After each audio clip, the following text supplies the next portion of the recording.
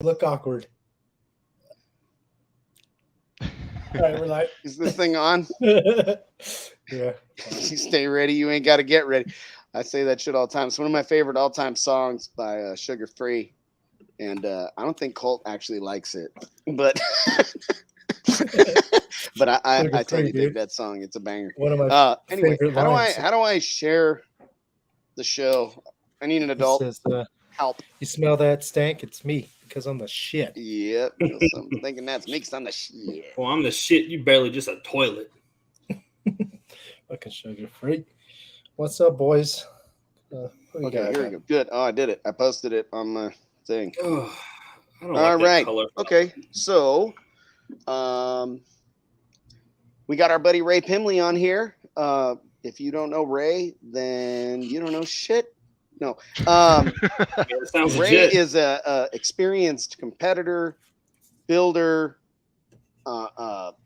event judge, promoter, and he's got a shitload of credentials, and he's a good friend of mine. And we brought him on because we figured this week's subject should be competition. So we want to talk a little bit about competition organizations and classes.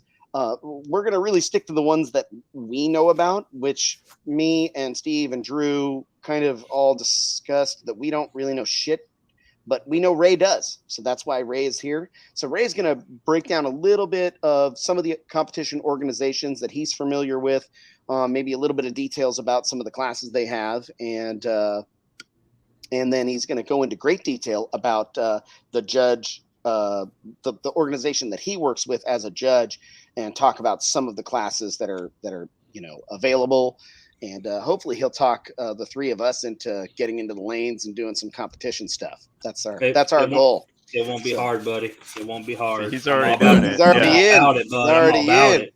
That's me too. You know what? I am for sure going to build a sound quality competition setup in my Sprinter van. So I'll be having to employ you, Mr. Drew, to assist me with some of that. So before we jump into all of Ray's stuff, let's go over some of our weekly stuff that we should get over before we start talking to Ray, because just like conversations on the phone that me and Drew and me and Steve, Ray and I also will get stuck on the phone for 2 and 3 hours at a time. Sometimes you have to be careful. He's gotten in big trouble with his fiance when he stopped off to say hi real quick and stayed here for 3.5 hours one time. Yeah. And like we were building stuff and measuring, had amps out of his car, and it was like, and she's like, "What are you doing?" I'm like covered in sawdust. I was just gonna say hi, and then we're putting subs in. Sorry, but anyway. So what do we got first? We got some upcoming events. What do we got, Steve? Talk to me. Well, upcoming events. The big one is this weekend at Surf City. It's one of our biggest shows on the West Coast. My favorite show of the year, because I get to leave up Vegas when it's 120 and go to the coast where it's like 70 and beautiful and on the ocean. But Ray and you too, Bobby, know a lot about surf. As far as competing goes, I think they have, is it 3 orgs, Ray, or is it's 3, right? Just 2. It's 2. Okay. Yeah. IASCA and DB Drag? Yeah. Okay. With IASCA being like the primary there, since that's primarily where they all are. All the IASCA competitors are Northwest. So it's a like DB Drag's kind of, I was looking at the enrollment. It's a little bit down versus IASCA this year. But we're basically, it's, I think IASCA's the only thing offering SQ as well, because I don't know that Drag does it. I don't think so. Yeah. Any SQ. Yeah. So it's going to be IASCA primarily the first day through SQ, and then the second day is our SPL for both orgs. Nice. Is it Friday SQ or Saturday morning? I think it's Saturday. I don't do anything SQ related, so Okay. I don't know the exact schedule on that. So we got to get you on that, because we're going to start doing SQ builds around here and get on that. Well, I already started. I'm already in it. Absolutely. I got a car for it. IASCA just seems to be the most popular around here for SQ. And I say around here. It was at Slam and Made of Steel that I've competed in, and then Texas. So it's not around here. I lied. Well, for SQ, it's pretty much just Mecca and IASCA, right? around Mecca, you. It's IASCA, Mecca for the Emma, most part. and Mask. Okay. I don't know. Yeah, Emma and Mask are getting pretty big. But And then after surf, we have Sky High Barbecue September 10th. Couple Coming up. weeks later. That should be a lot of fun. Yeah, That's kind of usually my favorite event. The good news about it for me is that it's only 2 hours from home. And even when it's still blazing hot in Reno, it's still 10 degrees cooler than SAC. So I still get a break from the heat. Yep. So, but yeah. But weekend Sky High's after always that fun. is my state finals, by the oh way. yeah, where's state finals at? So that's at Ray Aragon Shop in Fresno. That's what these awards are for. So I wanted to show them off. But yeah, that's going to be September 17th. Basically, for everybody who got points and was invited, they're going to be eligible to get the awards and the state title and everything. Everyone else is still welcome to come, but you're not going to be, getting the big trophies. It just, you're getting points or whatever you want to do. You just treat it like a regular 3X event. It's also a world record event. So I got the owner of IASCA, Travis Chin. He's coming, flying down all the way to the show, so we can do world records and, have a pretty good show. So it'll be the first time in California. So do world records in IASCA? How does that work? It's 2 runs. So you got to back up your score, and then the least of the 2 scores gets recorded. Does it cost extra? I am charging $25 to do the extra run. It varies on the judge, but it doesn't have to. Okay. That's I was just curious. The only experience It I have costs with me that more is to do it because I have to fly Travis out, and then I'm also covering larger sanctioning fees, so it costs the judge more. So the judge ultimately either tacks on a little bit of extra, for the class or whatnot. Gotcha. Or a separate charge for the world record. Exactly. Yeah, which is how I did it. So, yeah. So. Nice. I didn't even know that was going So on. What are some of the? I was gonna say, what are some of the big builds you expect to see out there? It's SPL state finals or SQ as well. It's SPL. SQ is going to be the next day. So Travis he'll be going up. What's his shop? It's on the tip of my tongue. He'll be there at Surf. I'm drawing a blank right now, but his shop is in Modesto. They're going to do SQ finals at Brian Mitchell. Yeah. Big brain. So that dude's good. That dude's car's really good. Yeah. Man, maybe are you going to be out there? Are you going to go to that, Ray? If I can. Travis is covering that for the most part, so if I can be there, I'll try to be there. Maybe I'll cruise out there with you and I'll be coming back up that way. The SQ, competition finals sounds like a really good event to get a really good taste of some super duper SQ. Hopefully I can get some of that at Surf. So yes. Yep. But yeah. That's one thing about Surf, they do every year, and there's a pretty good what's the word I'm looking for? Crowd. There's a lot of people that show up. Crowd. Number of entries. Number of people that show up for SQ. I don't know what it usually is at other shows, but there seems to be a good amount of cars at Surf. It depends. Like the biggest showing I've seen that wasn't an SQology event was probably Slam. It was probably 20 cars, if I had to guess.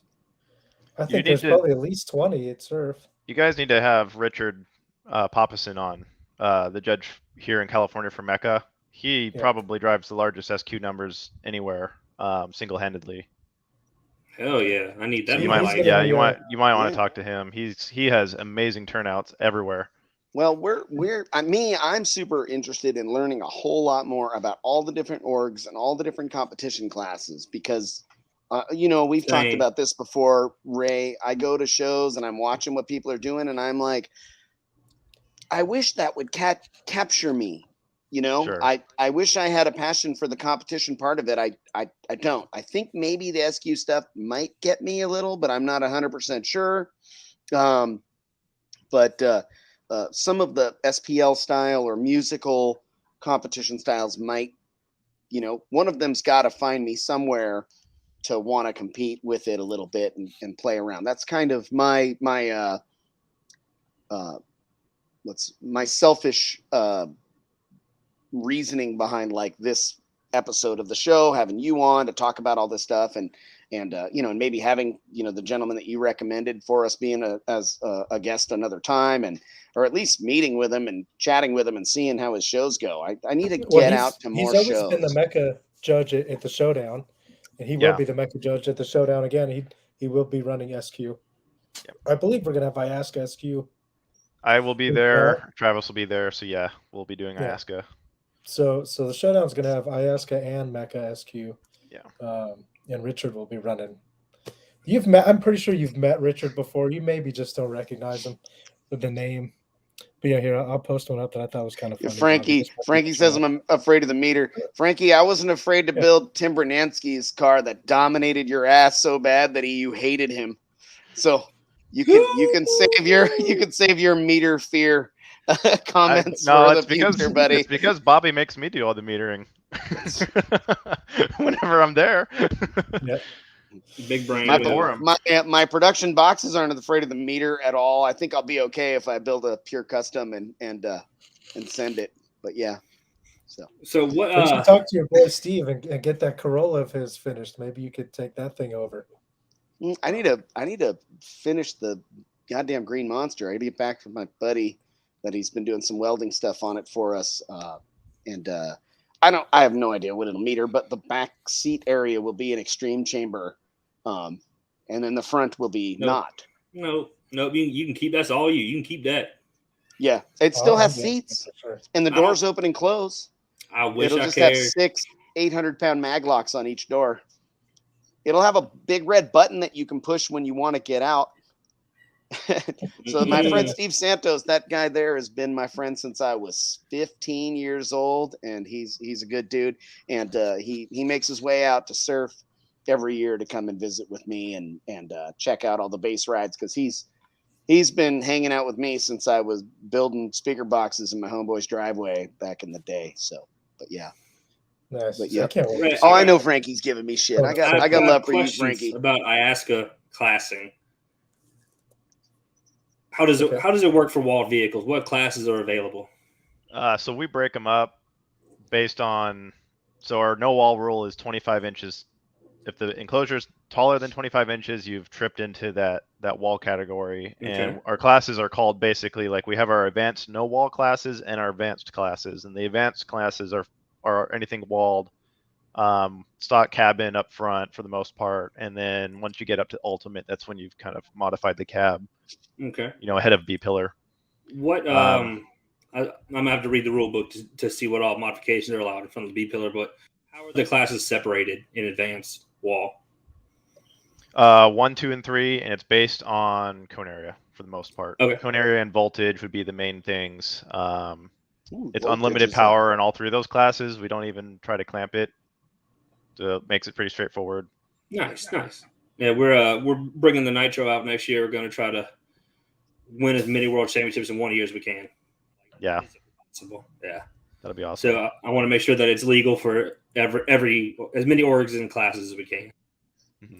Where do you guys? That's a hell of a challenge to put yourself to, but yep, a lot of work. Yeah. Yep. Because the big thing we've had, especially like here in California, where DB Drag's been the primary, and even now Mecca, is getting people's builds to conform to the other orgs, because every org's, they're doing it differently. So for instance, that no wall rule, pretty much every organization is doing it from ceiling down. So whatever measurement that has to be, where IASCA is the opposite, we're doing it floor up. And this poses a problem sometimes, because if you're in a small SUV, that 25-inch rule, that's not a big deal. A 25-inch tall box in a small SUV, like my Jeep, for example, that's not that tall. You get it into a Suburban or something, 25 inches, you'll blow past that, no problem. Yeah, I mean, 25 and inches still have is like a bunch of room above that box. Right. Yeah, but no, we're gonna be walled. Yeah, but if you're in a Subaru, you're 4 inches from the roof now. Yeah, you're walled. There you go, bud. Yeah, that's the difficulty of the different orgs. So if there's a competitor who can be flexible enough to get into every org and be competitive, that's a hell of a competitor. That's how that stands out. If you're stuck in one org doing well, then that's cool. But if you're across multiple orgs, that's way more impressive. I know that we're not going to do well in drag just because of. Well, how does IASCA meter? I don't even know. So I could be similar to drag. Yeah, sealed on the glass. Okay, so measure break it'll been in 2 years, because I know what does well in Mecca and USAC and Base Wars is not going to do that great in IASCA and drag. Although in IASCA we offer our base boxing and that's a music class basically. And it consists of 3 runs. So you have a sealed run where it's like drag, I guess. I've heard of bass boxing. Yeah, no, sorry, Yeah, explain it. and then you have your open run. So for those classes, I think, if you have a system that can do well open, then there you go. You get good scoring there. You just got to suffer through that sealed run. Yeah, we're gonna see how it goes. Like I said, we're gonna split them in 2 years. First year, like next year for USAC, Mecca, and Base Wars, and then rebuild the wall to go to be better for drag and IASCA. Is Base Wars a bass tone or is it music? Yes, Base Wars. Yeah, Base Wars. They have music classes and they have burp classes. Did I say Base Wars? I meant bass boxing. Okay, yeah. I'm like, is this another org? Yeah. So no, Base Wars. Base Wars is an org. Yeah, that's yeah. Sorry, but yeah, for base boxing, it is music. Is it music or is it burps? It's music, because we'll actually like DQ people if their song's been modified to the point where like you can tell like, okay, this is just a test tone playing. Then it's like, okay, you're obviously not doing it on music. So it has to be production music, and is it an average? Yeah, it's an average score over 30 seconds. Okay. Nice. And then you're doing that 3 times, essentially. The way I do it is you'll qualify however you want with the doors. You'll put up that qualifying score, and then the top few in that class are going to go later on. They're going to do 3 runs, and the 3 runs are sealed run, single door open, both doors open. The both doors open is usually the trickiest for everybody, but whatever competitor has put the most time into like testing each configuration there, they're going to do the best. Because your frequencies are changing. From one run to the next, you're totally different tunings and different loading and everything like that. Yeah, loading would be the biggest issue. This comes back to testing and practicing. Yeah. And wow, there it is with the same shit we've been preaching every week, every show. It always comes back to whatever the hell we're doing. It's always like, the more testing and practicing you do at whatever you're trying to do, the better you are at doing it. Yeah, that's a fact. Hey, so I see Casey Elston mentioned that he thinks Drew would look great in drag. What do you guys think of that? Absolutely. I mean, I look great in everything. So I mean, whatever. He said accept the beard, but I think you got to keep the beard. I think if we lose the beard, then I haven't been clean shaven since I was 16. So, no. I'm clean shaven right now. I know you are. I saw it earlier. No, Bobby will grow his, and then I'll come by the shop one day, and it'll be gone. I'll be like, "Who the hell are you?" Where'd it go? I don't recognize the dude anymore. Yeah, I don't have the balls to just shave it off like that. It grows so fast. You know what is like what it was 6-7 years ago. I had let it grow, and it was big, and so much of it got ripped out when I was training jiu-jitsu that it was kind of starting to get a little wispy looking. And I tried to trim it, but it was like just shorter and still kind of wispy because it rips out like from the fucking base. Yeah. And then I finally was like, I'm just going to shave it. And then now I'm way better at jiu-jitsu, so I lose a lot less of my beard. It still happens a little bit, but not as much anymore. But when I was like a blue belt, I would lose a lot of beard. Now, being upper belt and having a bit more experience, most people don't rip my beard out as much. If they're sloppy enough that they would rip my beard out, they're not even able to get close to getting a choke. Where the guys that are really good and can choke me, they can do it without ripping my beard out because they're skilled. They get it right under your neck. Yeah, they get in there and they get the lapel, or they get the rear naked choke without, or they'll like get a grip and they'll have some beard, and I'll be like, I will trade you a better grip if you can let me have my beard back. And they'll be like, all right, I will give you help. I will give you help if you let go. Yeah, like I don't want to I'll have my face will be. I actually was trying to choke my friend when I was rolling with him, and he was controlling my other arm, and I had rear naked choke, and I couldn't. So I just grabbed my own beard and choked him. And then later on that day, my chin was all sore. I was like, why the fuck? Oh, I did that to myself. Well, I tapped that motherfucker though. So anyway. Here, this one for Ray.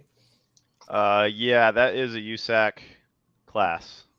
And someone you may end up talking to eventually is Jose Ramos. He's been helping me throughout this season, Judge IASCA, and he also is getting into USAC.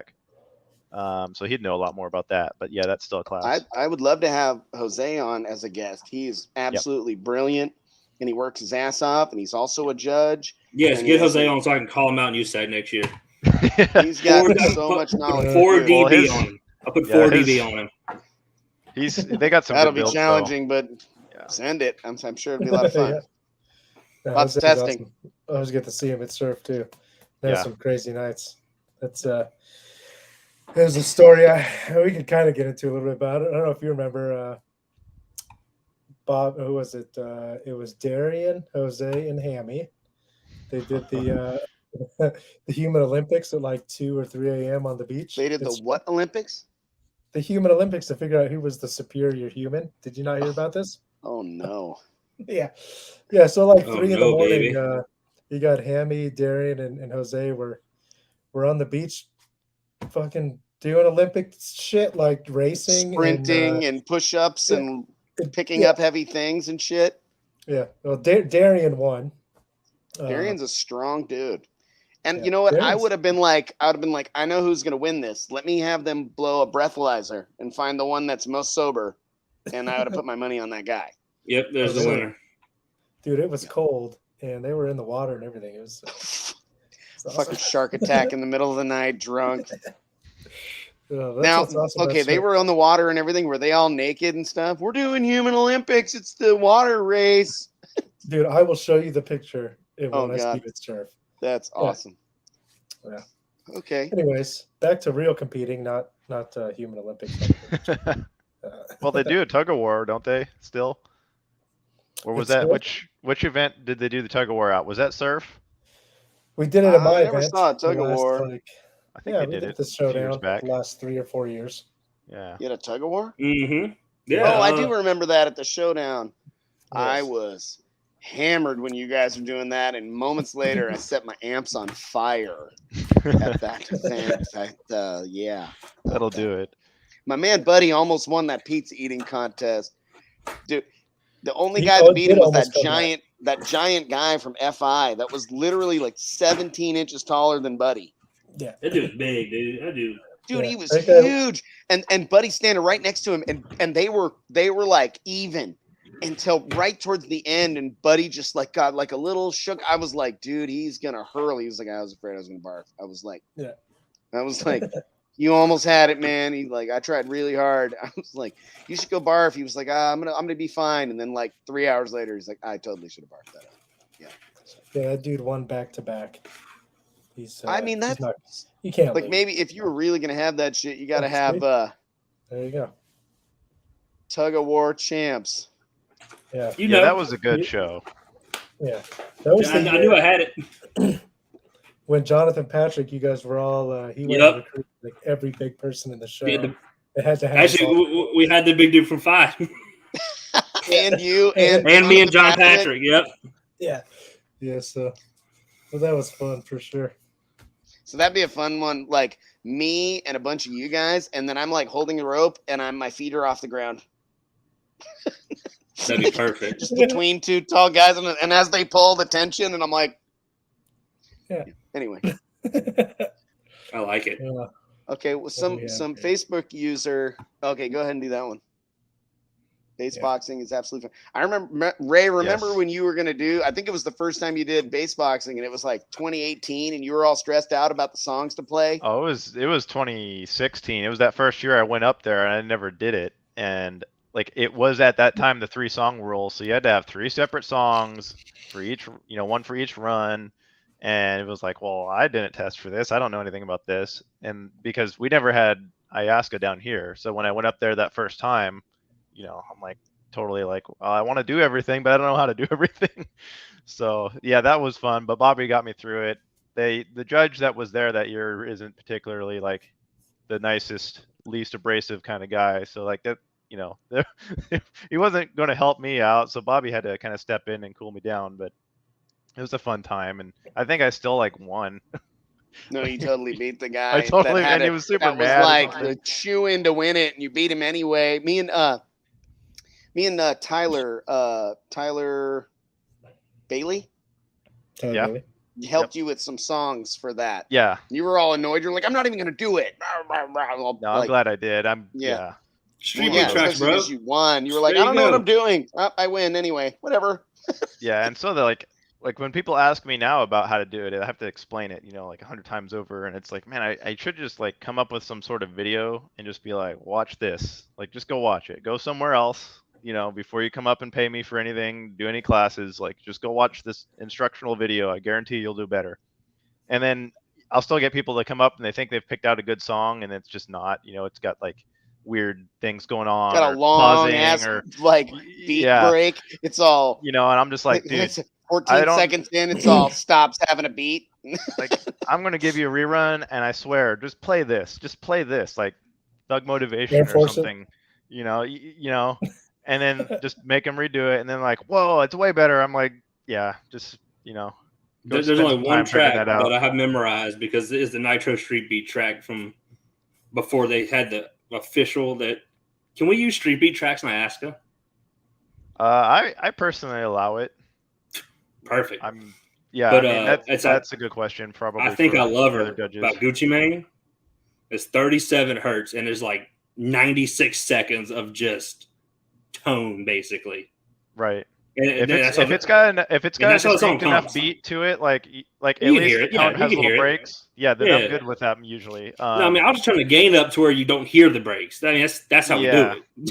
Yeah, because you're just clipping so hard. Square wave clipping until it's just all muddy and drummed together. Perfect. Loud is loud, bro. Hey, what is it says Facebook user. God, I wish we could fix that. I don't know who these people are. But someone said I blocked new them. bass comp idea, full tilt while you do 10 curls of the same subs you're running. As soon as you finish and sit down, the meter stops and that's your score. That's an expensive sounding class because you got to only supply the subs for your build, but you also got to have 2 to curl. Well, you got to have backups anyway. You always have backups. You would have been ready. Yeah, that's the thing. I would have been good for that. A sub per hand? I don't know if I could physically do that. Let's just do one. Let's just do one sub. One sub. I could barely put my own subs in the car. Yeah. Let alone curl one. Maybe like 2 curls. We'll do it by what if you had a whole bunch of 10s like Rusty Flowers build and he's just got like XL 10s and he's just banging them out because Rusty's kind of jacked and it's like boom, boom. You're like, he's like, I fucking dominate. Yeah. You gotta have like Corbin, who's got it's a team sport, so you gotta have the strong teammate do the lifting and the smart one operating the vehicle and the the money bags. No, man, you gotta be operating the vehicle like with your toes or something while you're doing it. Yeah, Team Resilient Sound subs. What is the heaviest sub? What's the heaviest sub you guys know of on the market ever? Just curious. I mean, besides a jackhammer? I mean, the jackhammer. The jackhammer is a monster. The team motor, so Team Resilient Sounds. It was the same motor as Scar DNR, same motor as the Brutal Sounds Big Brutes. That big motor, the big shitty one. How much? Well, the biggest one I've ever seen is the Orion, that ridiculous HCC. Oh yeah. I know it's really tall, but I don't know how heavy it is. It's heavy. Does it? We picked it up. They have one on Arden Audio, right? Ray, they got that big, weird, stupid 18 at Arden. Now, what I will say about it is I love Dia, is he had some Orion subs sitting around in Arden Audio. And I was like, what's up with these? You're an Orion dealer? And he's like, no. And I'm like, why do you have these here? And he's like, so I can tell people how much they suck and have them use the Sundown subwoofers that I want them to use. And I was like, you're fucking smarter than you look, Dia. Every now and then. He's like, yeah. It's like, but anyway, they had one of those monsters there. I was like, you should have me built, because he would have obscure, crazy ass subwoofers sitting there. He had like a carbon cone level 6, a DC level 6 18 sitting there. And I was like, I should build you a cool ass custom box for that. And he was like, yeah, let's do that. And he had me build a box for a 24-inch Sundown and a Steve Meade 15, one of those big double stack ones, and a few other. And he had a 21-inch DD sub there. And he was like, yeah, it'll kind of help him sell because they don't, you don't have boxes for these things. And so I built boxes for all of them, and it helped most of them sell pretty quickly. But he had those Orions, and I was like, and he's like, I don't need to sell those. It's not a priority. They're kind of here so that I can tell people that they don't want them. Like, I've seen them used. I don't know if you guys knew Dan Drown or not. But he had a van. I'm pretty sure that was his last name. I could be wrong on the last name. But anyways, there's a van. I'm pretty sure one of those Minnesota guys that was part of that Team Orion deal. And it was two of those giant 18s in a van. And they weren't really made for SPL, to be honest. I mean, dude, the cone was so deep, my whole arm could go in the What cone. are they made for? Cool. Yeah, exactly. I hate to shit on things, but I'm like, man, if they are that not, they're just made to be what they are, just humongous, huge. I mean, if you know what, if I see somebody do a build with one and it is just like a demo monster and it'll play forever and they're durable and they play lows like extra crazy without blowing up and they got crazy excursion and they're really awesome, then that'd be kind of cool. But I haven't seen that yet. You know what I mean? No, dude. Orion's the only company I know that, I mean, I've traveled to a ton of shows on the East Coast, and when they were really big over there, and TDH, which a lot of guys, Orion, TDH, I don't know what the deal is there, but they would send out a guy that would, like, from a repair team that was there, a repair team, dude, at a show like 4 years ago. Like, this is not competition in the 90s where that was like a thing, but yeah, Orion would send a dude there that would repair amps and subs on premises at TDH. Actually, it's you remember the Showdown 2018? They did the same thing, or maybe it's 2019.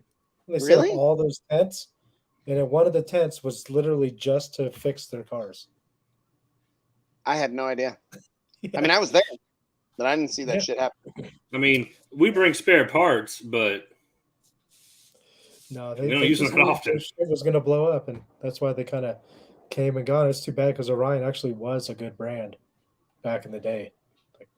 They got right now. To me, it's like a whole bunch of fucking almost. Right? You know, I built a box. The guy had one of those crazy subs. I don't know if it was one of those super deep ones, but guy reached out to me. He's like, "This is the model I have. It's an HCCA. Blah blah blah blah blah.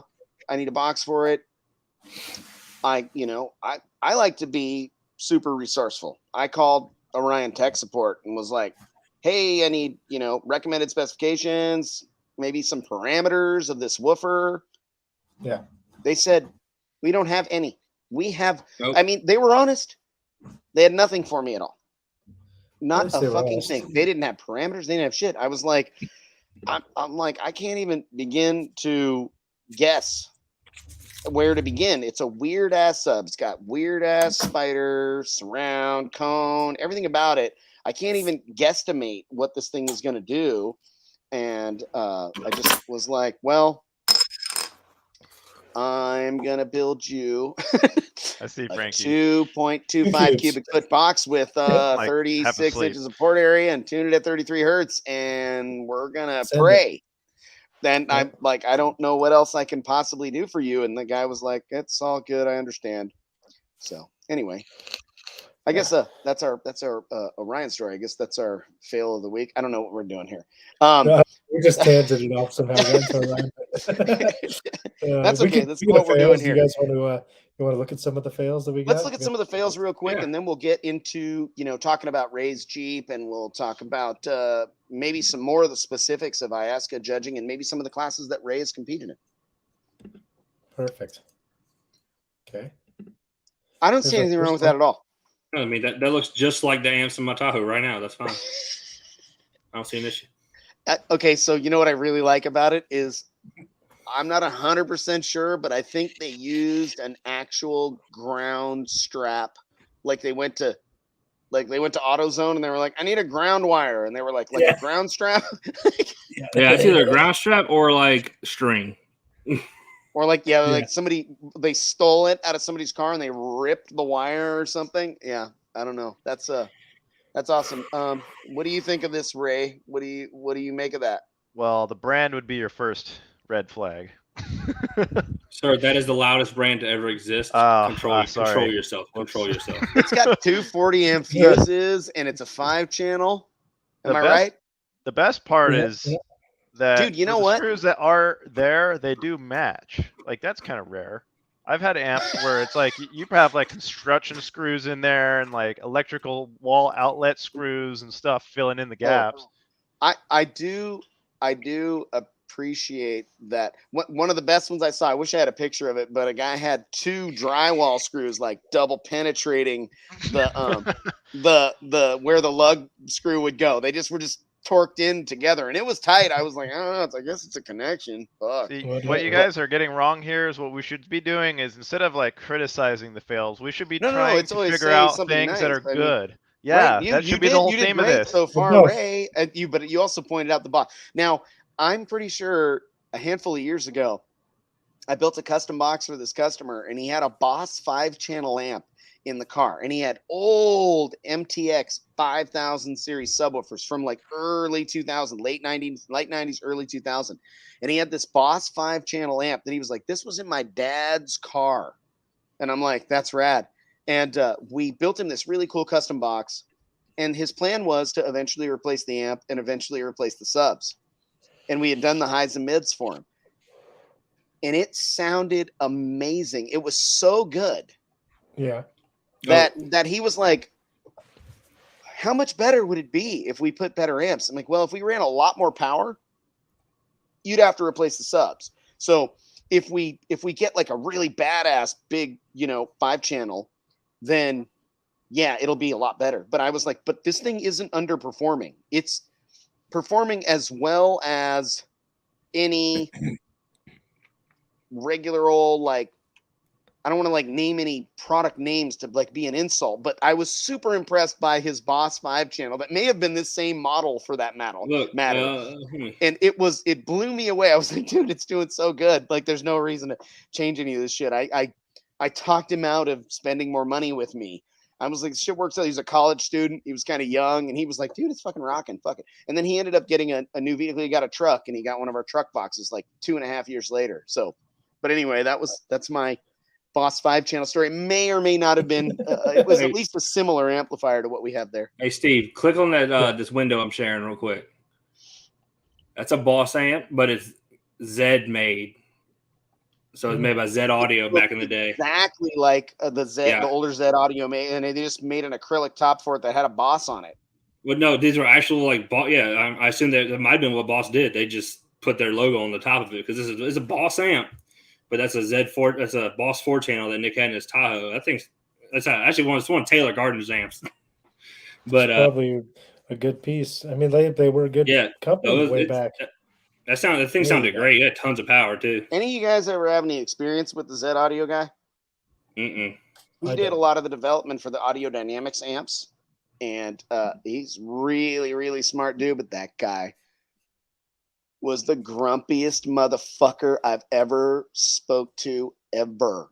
Like we went on a phone call that went from like we were fine and dandy and we were totally chill to he was yelling at me on the phone. And I'm like, dude, I don't know what to tell you, man. I was like, I got a phone. I called Aaron White at Audio Dynamics. Dude, we started out, it was like 5 minutes. We were doing great. And then it was like 2.5 minutes of him yelling at me. And so I was like, hey, I'm going to get off the phone, man. I'm like, I'm not going to yell at you and shit. I was like, the fuck? He's like, dude, he's so fucking grumpy. Why was he yelling at you? What'd you do? We were talking about the what was the 4-letter acronym on the Audio Dynamics amps, Ray? The APEC. Remember, it would make it not clip. Yeah, it's APEC. The APEC circuitry. And first thing you do is disable that thing when you get the amp. And he was not happy about us. He's like, you should never reach that, and it shouldn't do. And I was like, it's inconsistent between the amplifiers. It's, like the APEC lighting up is inconsistent. Sometimes it's working before the light is flashing. Some vehicles, the light never flashes, and it's clearly APECing on certain different models of the amplifiers. And I was like, it makes it sound funny. You can't figure out what's going on. I think it'd be way better if we just tune shit with a fucking DD1, because like you could just rail that amp and it would never show clipping on a DD1. Yeah. Mm. And it would, and if you looked at the wave, it would have this weird looking wave, and you would be able to barely identify that it's a weird APEC. It's great for it's great for like guys with motorcycles that are like, I'm gonna go ahead and turn my gain all the way up. Like these guys don't know what they're talking about. This is the volume knob. Yeah. And then like they'd turn the volume up to like 4 and it'd be like maxed out. And then they'd go to 25 and it would be kind of mucky sounding and kind of weird, pulled back the whole time, but you wouldn't smoke speakers. I mean, it had a purpose.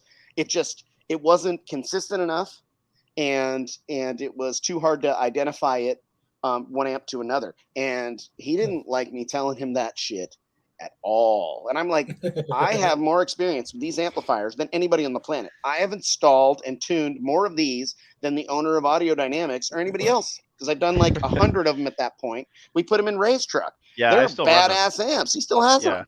Yeah, they're good. But we disabled that But shit, you and they disabled them. performed way fucking better. And I had one for the longest time, like, because I have one per door in the Jeep. Yeah.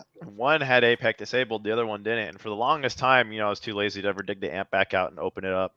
But one door would just start freaking out. Like, you're like, what the hell? And you get, to a significant volume, and you're like, it's like this weird, like, pause or clip or pop that it would do.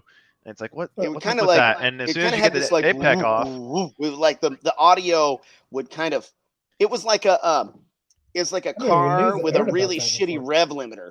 You know what I mean? Yeah, It's like it's a when you get weird going 93 miles an hour in a sensation, shitty old Chevy, and it'd be all and it's inconsistent and not Yeah. fucking Yeah. accurate. And And it was Yeah. clear as day because like only one side was doing that, and it's loud enough in there that you can really pick that out. And Ray so once I also disabled it, Ray also came in and resanded and restained a different color, one complete door, and then waited so bad. 6 of an months to idea. do the other fucking door. That's my man Ray. The other door does not match correctly, and it will be getting redone because the You passenger got to do one them looks both. You gotta awesome. pull them both. No, I sand can't them mess both. with the passenger. It's perfect. Like They're- I couldn't stomach redoing that perfection again. Like I don't think it could be done again. Yeah, it's easy. To have one of the guys help you, and you'll be fine. know. You just got to Just do have them them both sand at the it for same me. time. You may have used slightly different stain. It might have been from a different batch, whatever else it is. I think it was I skipped one of the grits. Like I didn't go to a fine grit on the second door, and it was more porous. You went to 180 and you went to 320 on the other one or something like that. Yeah, so one door is a little darker than the other, where it's not showing off the grains. Which, yeah, I don't know. People love it. I went to a car show recently, and it was like my dad's fully restored classic muscle car, Firebird 400, next to the Jeep, and like the Jeep's got like 75% of the people around it. They're just looking at the doors. My dad's like, "What's wrong with my car?" And it's like, "It's not your car, Dad. It's Bobby's doors." So that's how that goes. Yep. That that's a funny story about those doors is it was like, well, if they look pretty cool, maybe we can like stain them, but we were going to spray them with bedliner. Remember, that was the original plan. Thank God we did not do that. Well, once we started shaping them, like I kind of knew it. I was like, "Oh, what do you think? This looks pretty cool." And like Kyle Cook and Chang that were helping. I sent you guys some photos. Yeah, so there's a photo of the first color stain we did, and then I had a photo in there of like before Bobby had actually crafted anything. It was just the stack fab he'd started. Oh, there it is. Yeah, so that's how that started. That's hand cut, stack fabbed, and then I took a grinder to it the rest of the way. Yeah. Like I did in the the time lapse video I did the other day. But I was not nearly as good with the grinder, so it was like 4 hours, 5 hours each door to shape them. And no one's like figured out how to recreate anything like that. Like I see wood doors all the time, and I see nice ones, but nothing like that. And I don't think anyone's caught on to the process. Yeah, I didn't realize that that's how you did it, Bobby, until I saw your time lapse the other day. Well, I only do it on some things, right? These were done long before I had a CNC machine. This is way before I had a CNC, before I had access to a CNC machine at all. These are hand built on my router table, and I had a lot of help from my man Kyle Cook and Chang Ha. And once I got them to about 80 grit, the guys would like take over and bring them up to about 400 grit, and then we like finalized them. I think on the Friday morning, Ray and I. Oh, we were staining them in the shop like before we left for surf because it was like the crunch. No, right it was before the surf, show wasn't at it? my shop. like 2 weeks before. Oh, that's right. Yeah. So we stained we the had- doors and we yeah. installed them on Friday. And that same Friday afternoon, I built the loading wall just kind of on the, we should rebuild that right now.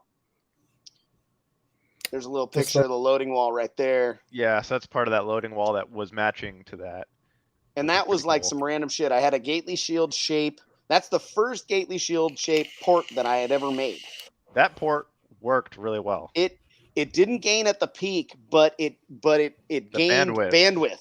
Yeah. So it was overall louder and sounded better, but it didn't gain any more at the peak. But it was really exciting to have. I was worried it was going to make it not as loud, and we are going to have to put the other one back on. So, but yeah. Those are the other AD one was amps bad. you're talking about? Yeah, So those are, I still have they are them in beautiful amplifiers. They make a bunch of really nice stuff, and the owner is a super cool dude, and I learned a ton of shit from him. Aaron White, I fucking love that guy. I hung out with him for weeks on end, driving up and down California, visiting every single audio shop in the state of California. We had a good time. I learned a whole lot of shit from him, and they make a bunch of really cool shit. So, yep. Nice. Is this highest score in the Jeep or? Yeah, that was with that build. Okay, with the 612s. Yeah. Those are the Jeff Boo 12s that he had. Those things Yep. were freaking badass. So yeah, there's that port again. You can see how it fit in that vehicle. It was like this whole the 6 order had the big cutout in it, and then that port was basically a huge loading wall that would cover it up. Yeah, it's awesome. The internet told me your port was too little. What's that? Yeah, that was everyone was like, that port's so small. I'm like, it works. Every 6 order I ended up building used kind of a small port on the front. So the internet told me it doesn't work. Sorry. Yeah. Remember, Yeah. Ray, you had Right, 8-inch right. ports in that thing at first, and when you shrank them to 6-inch ports, you gained, and it looked like shit in the software. Oh yeah, this thing specs like shit in the software. Mine And it's the too, same so- way the same basic rule of thumb that I used on Shane's build. It's the same rule that Kyle uses these days on all those builds. Mr. 15 Hertz. Mhm. You know, he's mimicking the same kind of thought as far as port areas go. Like the term leaky fourth. Yes. And people think that that's a bad that's how thing, you but when gain some of somebody that says, tone control. Shit, man, it's kind of wild. It's like a leaky fourth, and I'm like, ooh, I bet that's a fucking beast. I'm like, I bet that thing kills the lows. I mean, you know, when I was developing the 618 box for the Green Monster, those specs, volume wise, port area wise, port length wise, was like a deducted from Ray's 612 box, and I had built a box that was a 1/6 of Ray's box plus 15% in each chamber and the port to compensate for the coupling that would happen with 6 of them.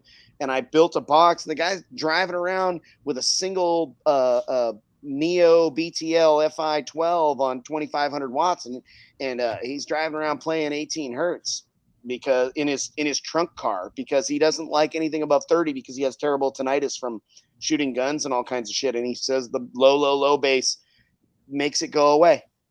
So we'll have to revisit those Amazing. pictures because I didn't send them in chronological order, obviously, but there is like my we'll do that. story Do that. in those. let's- Frankie let's was do reminding that me right of now. one. You tell me. Hang on. Let me get back to it. That's the wrong picture. Is this okay? Where shall I start? Or the Oh other boy, pictures? I think There's I sent another 2 group. emails because I just was remembering like This there is the was first others. email, or this is another email. So these you are more sent, recent, which- so these can be last. Okay. That first one this is is the probably. first email. So I don't This have is the the- picture of my first system, but my kind of first system was that photo. So this was back when I was in high school. This was among one of my first setups. Okay. Those were actually Fosgate HX212s on like some Soundstream amp or something, and this was a fun setup. I had this for a long time in there, constantly tweaking it and doing all that. So Love this that is kind box. of more or less like what started me out on YouTube, like 2012 ish Okay. was this setup, and I just started posting videos. I was just into it. I lived and breathed it. You know, it's totally like that's all I wanted to do is car audio stuff. And like at the time didn't have a budget to do a lot, but like what I did do, I put a lot of effort into and try to make it nice. And the biggest thing was just sticking with what I had, like not buying and selling and bartering a bunch of equipment around. It was like, okay, if I'm going to get something, I'm focused on this one item. I know what I want. I'm going to go for that, and I'm going to stick with it. And then after this phase, so I think the next photo was still kind of this phase. I was, took the Jeep four-wheeling at times with the system in it, and it was fun. It was stock little Jeep at the time, but it was my baby, and it was high school, and it was good times. So after that stage, I had met Frankie Smith. So not in this photo, but if you go to the very far end with the black, yeah. So I'd met Frankie Smith at, where did we meet? We met at the mall in my town because like one of our friends, Jeremy, like connected us and said, "Oh, these two are bass heads, and like, oh, we should get a little meet together." And so Frankie brought his Blazer out, and so then I was totally hooked. Like that's when I got introduced to competition.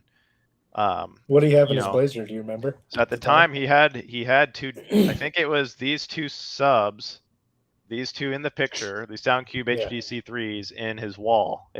He probably recently built it. He'd done like Autorama that year, and like interestingly, I was at Autorama but never met him. And then we met like after that, and then just from there it was like the addiction started. So then he had this box sitting at his shop. It was previously in the Blazer before he had walled it. And like I blew a sub or something. Like I don't remember what happened. I think it was probably I blew like a sub, and there was a show coming up, and I was super bummed out. And he's like, "Well, I got this box, and I'm upgrading my subs to DC, and so I got these 218s. Like, do you want to toss it on in?" And I was like, "Well, hell yeah!" And so he hooked me up with this setup. And I think it was the show it was Race Wars, which we just had. It's Race Wars like 2016 or something, and like this was my first real big setup. It was doing over a 150. It was doing like a 52 on a 3.5K, because at that point he'd hooked me up with some DC. So I bought my first DC amp, through Rusty, and got me on the team and stuff because Frankie had already been kind of, part of that. So this was the first big setup here, and then it just continued snowballing. And this season was my first competition season too. Like, so what I was doing all season was like this setup was like fun for collecting points and giving demos and stuff. But like at the same time, I had ran into Jeff Vu and met him, and he got me hooked on the SPL stuff along with Frankie. And so Jeff Vu's like, "Well, I got a double 12 burp box. Do you want to do, the stock 2K class?" And so all season long, I would interchange this box out of the Jeep with a small double 12 box and jump into the other class for, some shows. And it was like, "Oh, I need to test today, so I'll throw in the small box." And we had to pull this thing out in like a little forklift or his lift in his shop, every few days, because I'd be like, "Well, I want a demo today, and then now I want to test." So that first season was kind of, interesting because I was playing with two builds at once, but ended up doing okay at World Finals. I think I placed third place my first year against a bunch of CRXs in this 2K class. So the CRX guys were like, "Whoa, like he's only a few tenths away." And back then, what was loud in that class was like a 51, where today it's like you have to be doing insane numbers on 2,000 watts to even be, considered. But, so that was this era was pretty fun. Yeah. That was back when Rusty had a CRX that was doing like a 50 on like 500 watts. He was doing a 50 on like 500 watts. Yeah. So, you said that was fun. Man, I try and tell people all the time when they say, "Man, I want a big build like your Tahoe or like Steven's truck." And man, no, you don't. You don't need it. No, and look at me now. I don't own anything. I don't own anything larger than a 12 right now. No, I don't even own those. Those are Bobby's. You don't want the headache of a build like that. You don't need a big build. Like, it's real cool to watch it and to experience it every now and then, but until it's a part-time job working on it. Yeah. And that'll be my conclusion to this whole story. But what was funny too was this box was also the reason I ended up walling the Jeep, because this box, we call it the coffin. It literally was destroying the vehicle. Like everything on the vehicle was just destroyed. It was ripping the roof open, the hatch broke. I mean, you could imagine. It was just like, okay, we're gonna wall it because at least then you could focus it all on just the front doors. Yeah. So that after this was basically when we started walling the Jeep. I don't know what photos I have in here for that, but Yeah. So it Yeah. destroyed his blazer, so it caused him the wall, and that his profile picture is his wall. And then I took it, and I only had this thing in there for like 3 months. Like it was that quick of a transition from like my high school setup double 12 box to a full-on wall build was like a span of 3 to 5 months. Awesome. You know. You got bit hard. Yeah, no kidding. And Frankie like So- wasn't the best influence for as far as like staying away from this stuff. Like he was just like he was super into it, so he got me super into it. So then the wall was this first unstained picture, was kind of that first time we had the wall. This was the Sky High Barbecue, the first year they did it. Okay. And those were the sound cubes. Stained. And then this is the wall after I cleaned it up, got some JVFs in there. And this I wall, remember that. this wall was kind of cool because it right there you have the SPL, or I mean the music port in there. And it was just like a big cartridge I would slide in. It would barely fit in through the door, and you'd slide it in, and this would tune the box down to like 32 hertz or whatever it was. And you could full tilt this thing at like 20 hertz. Like it was super fun, and it would choke you out. And then if you pull the port out, I had a setup where it gets some PVC and I tape it on there, some pipes, and all of a sudden it's a 160 plus burp setup, you know, depending on what amp I had in there. And at the time it was just a single 3.5K. So it would like, you know, you could demo 10 minutes later, be burping like 57s on a single 3.5K. And, you know, so that was kind of fun because that's all I could afford at the time was the one amp. And just, I spent a lot of time working on the box, you know, and then through Jeff, it was kind of like, okay, you know, I got subs. And one night I went to a competition, and I went in the lanes and I asked one of the guys who was louder in the class, and I'm like, hey, like, are you gonna do it tonight? You know, he's like, oh no, I'll let you have the win tonight. And so he kind of like told me like, you know, I'm not gonna mess with you tonight. You can win. And so I get up in the lanes, do my thing, and then he pulls up and he's like, oh, I was just messing with you. I'm gonna beat your ass and everything. And he did. Yeah. He did like a 60, and it pissed me off. I was like, oh man, that's messed up. You know, I was still pretty young. And Ray Maestas came up and he's like, hey, I got a 10K. Do you want to borrow it? I'm like, shit, yeah, I want to borrow it. So then I got the 10K in there and I started doing a bunch of testing, and the thing did over a 60 sealed with the 10K. And I'm like, oh, dude, this might be loud enough to win. So we went to the SSC show, and he was one of the teammates on that team SSC at the time. Okay. So we went to their annual sound off, and I did the qualifying run with the 10K, and I had the back all closed and everything. I wasn't showing it. I wasn't demoing it that day. And I sandbagged the qualifying run. And they're like, oh, wow, you know, like, oh, it looks like you gained a dB. Good job. And they're laughing and stuff. And then so later on, it comes down to the final elimination round. And I've been saving this thing the whole time. And he goes ahead and he does his burp first. It's like a 60.6, I think. And the crowd's like around because they know something was up. They're like, what's Ray up to? Like, what's going on? And I did mine, and I rolled it on real slow, and it did a 161 flat, and it beat him. And there was no time left on the clock, and the whole crowd's going like, what just happened? And like Team SSC, the guys are all looking at me funny, and they're like, what the hell? He just beat us, you know? And it was like, that was the first time I put up a 60 on the meter, was that day. Hell So yeah. that was a fun day, and that was basically the setup with a 10K I borrowed from Ray Masters. Didn't you do something with a couple 9Ks on that at one point? Yeah, too? so then later on it was like, okay, well, if we can pull a 61, what else is there in there? And there wasn't a lot left. As you could see here, like I was reaching the mechanical limits of like subs in that enclosure, and like I didn't have enough knowledge at the time about, you know, being into the 60s, about, you know, how the enclosure needed to be. And so we put 2 9Ks on the damn things, took it to Surf City, and like it was loud as shit, but like the coils weren't lasting. I had brought 2 working subs and then I think 4 recone tops, because on these TI baskets you could just unbolt them right there. You don't have to like recone it. You're just swapping tops. So I brought these to Surf City, and like I base boxed. It was that same store when, you know, I was trying to, you know, quit because I didn't have the music, and Bobby got me into it, and so I did it, and I base boxed, and on the final run my subs locked up, and I still had to do like base race and all these other classes. Like I'm like, oh dang. So I pull the Jeep over, pull the subs out, swap the tops, throw the subs back in, start breaking them in, you know, at 20 hertz while I'm waiting for my turn to go up. And then I went up, and I think it was with Frankie, and it was the first time I actually beat Frankie at base race.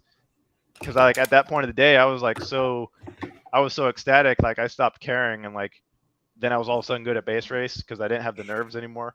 That was the only time I ever beat him. But that After it was functioned an again, epic it was day. all a win, no matter what you did, win or lose. So there was no Yeah. pressure.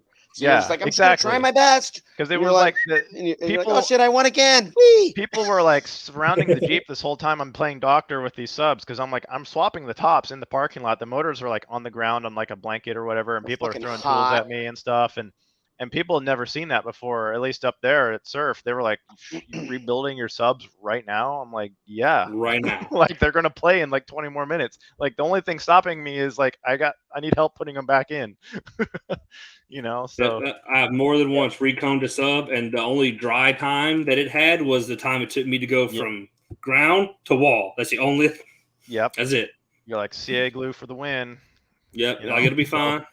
That was kind of that was getting into the pinnacle of like, oh wow, like, you know, I'm super getting competitive at this point. I got people backing me with equipment, you know, and I think I met Bobby at around this time or a little before this time. And he was super supportive, and so it just kept snowballing. And at some point I was like, okay, well, I'm done with the flat wall, and I ended up building the 6 order. And the funny thing is that 6 order is the same shell as the flat wall was. All I did is I kicked the back out of it and I extended it, put it back together, sanded it all up, made it look good. You can't tell, but it was all the same frame and everything from the flat wall. Nice. So that saves a lot of money, time. Yeah. Whew. So it was fun. And then the 6 order was around for a long time. Didn't you break some? You had some records in. Was it base boxing and stuff? I remember you setting some records at Steve's show at the Showdown. Yeah, with the 6 order. Yeah. In 2018. So this is the record. Oh, there you are. Base battles. I got ahead. Yeah, so that was at music class in USAC. It's like a 1 minute run on music. So that was a 1 minute score. I really liked that a lot. I was standing there when you had day. that run, and like people were like, "Whoa, how the fuck is he holding that score like that?" They were all blown away because the mic's outside the vehicle. Is that right? No, this one's inside. Yeah, oh, it is inside. But it's the door the open or kick. So this is this is the most favorable score you're gonna get probably. But I mean, it's still a hell of a score considered like the cabin stock. I'm running just 612s, so cone area isn't massive. And at the time, I think I was on just 3.5 Ks or maybe 3.5 Ks. But, you know, clamping around 10 to 12,000 watts. So it wasn't like astronomical power like some of these builds you're seeing these days. Like this thing just, the efficiency was enough to kind of keep it relevant, which was the cool part about the build. Yeah. Nothing slapped. I like and that. It would like sit here at battles. this score all day. Like like as far as electrical goes, it was just stable. Like everything just kind of was like turnkey. You always knew what it was going to do. There wasn't a lot to gain, there wasn't a lot to lose, and that's why it did really well in like death match runs and stuff. You know, we do like 5-minute death match stuff with people, and like it's just reliable. That was the cool part about it. We had the Demo Wars thing that me and Ray, Ben Barnett put together. Yep. And that was pretty much like deathmatch battles for the most part. Like that's how we did. We had trunk, no wall, and wall, and that was like those are the classes. And we kept it real simple. It was like 3-minute runs, and then for the wall classes, it was 5 minutes. Is that right, Ray?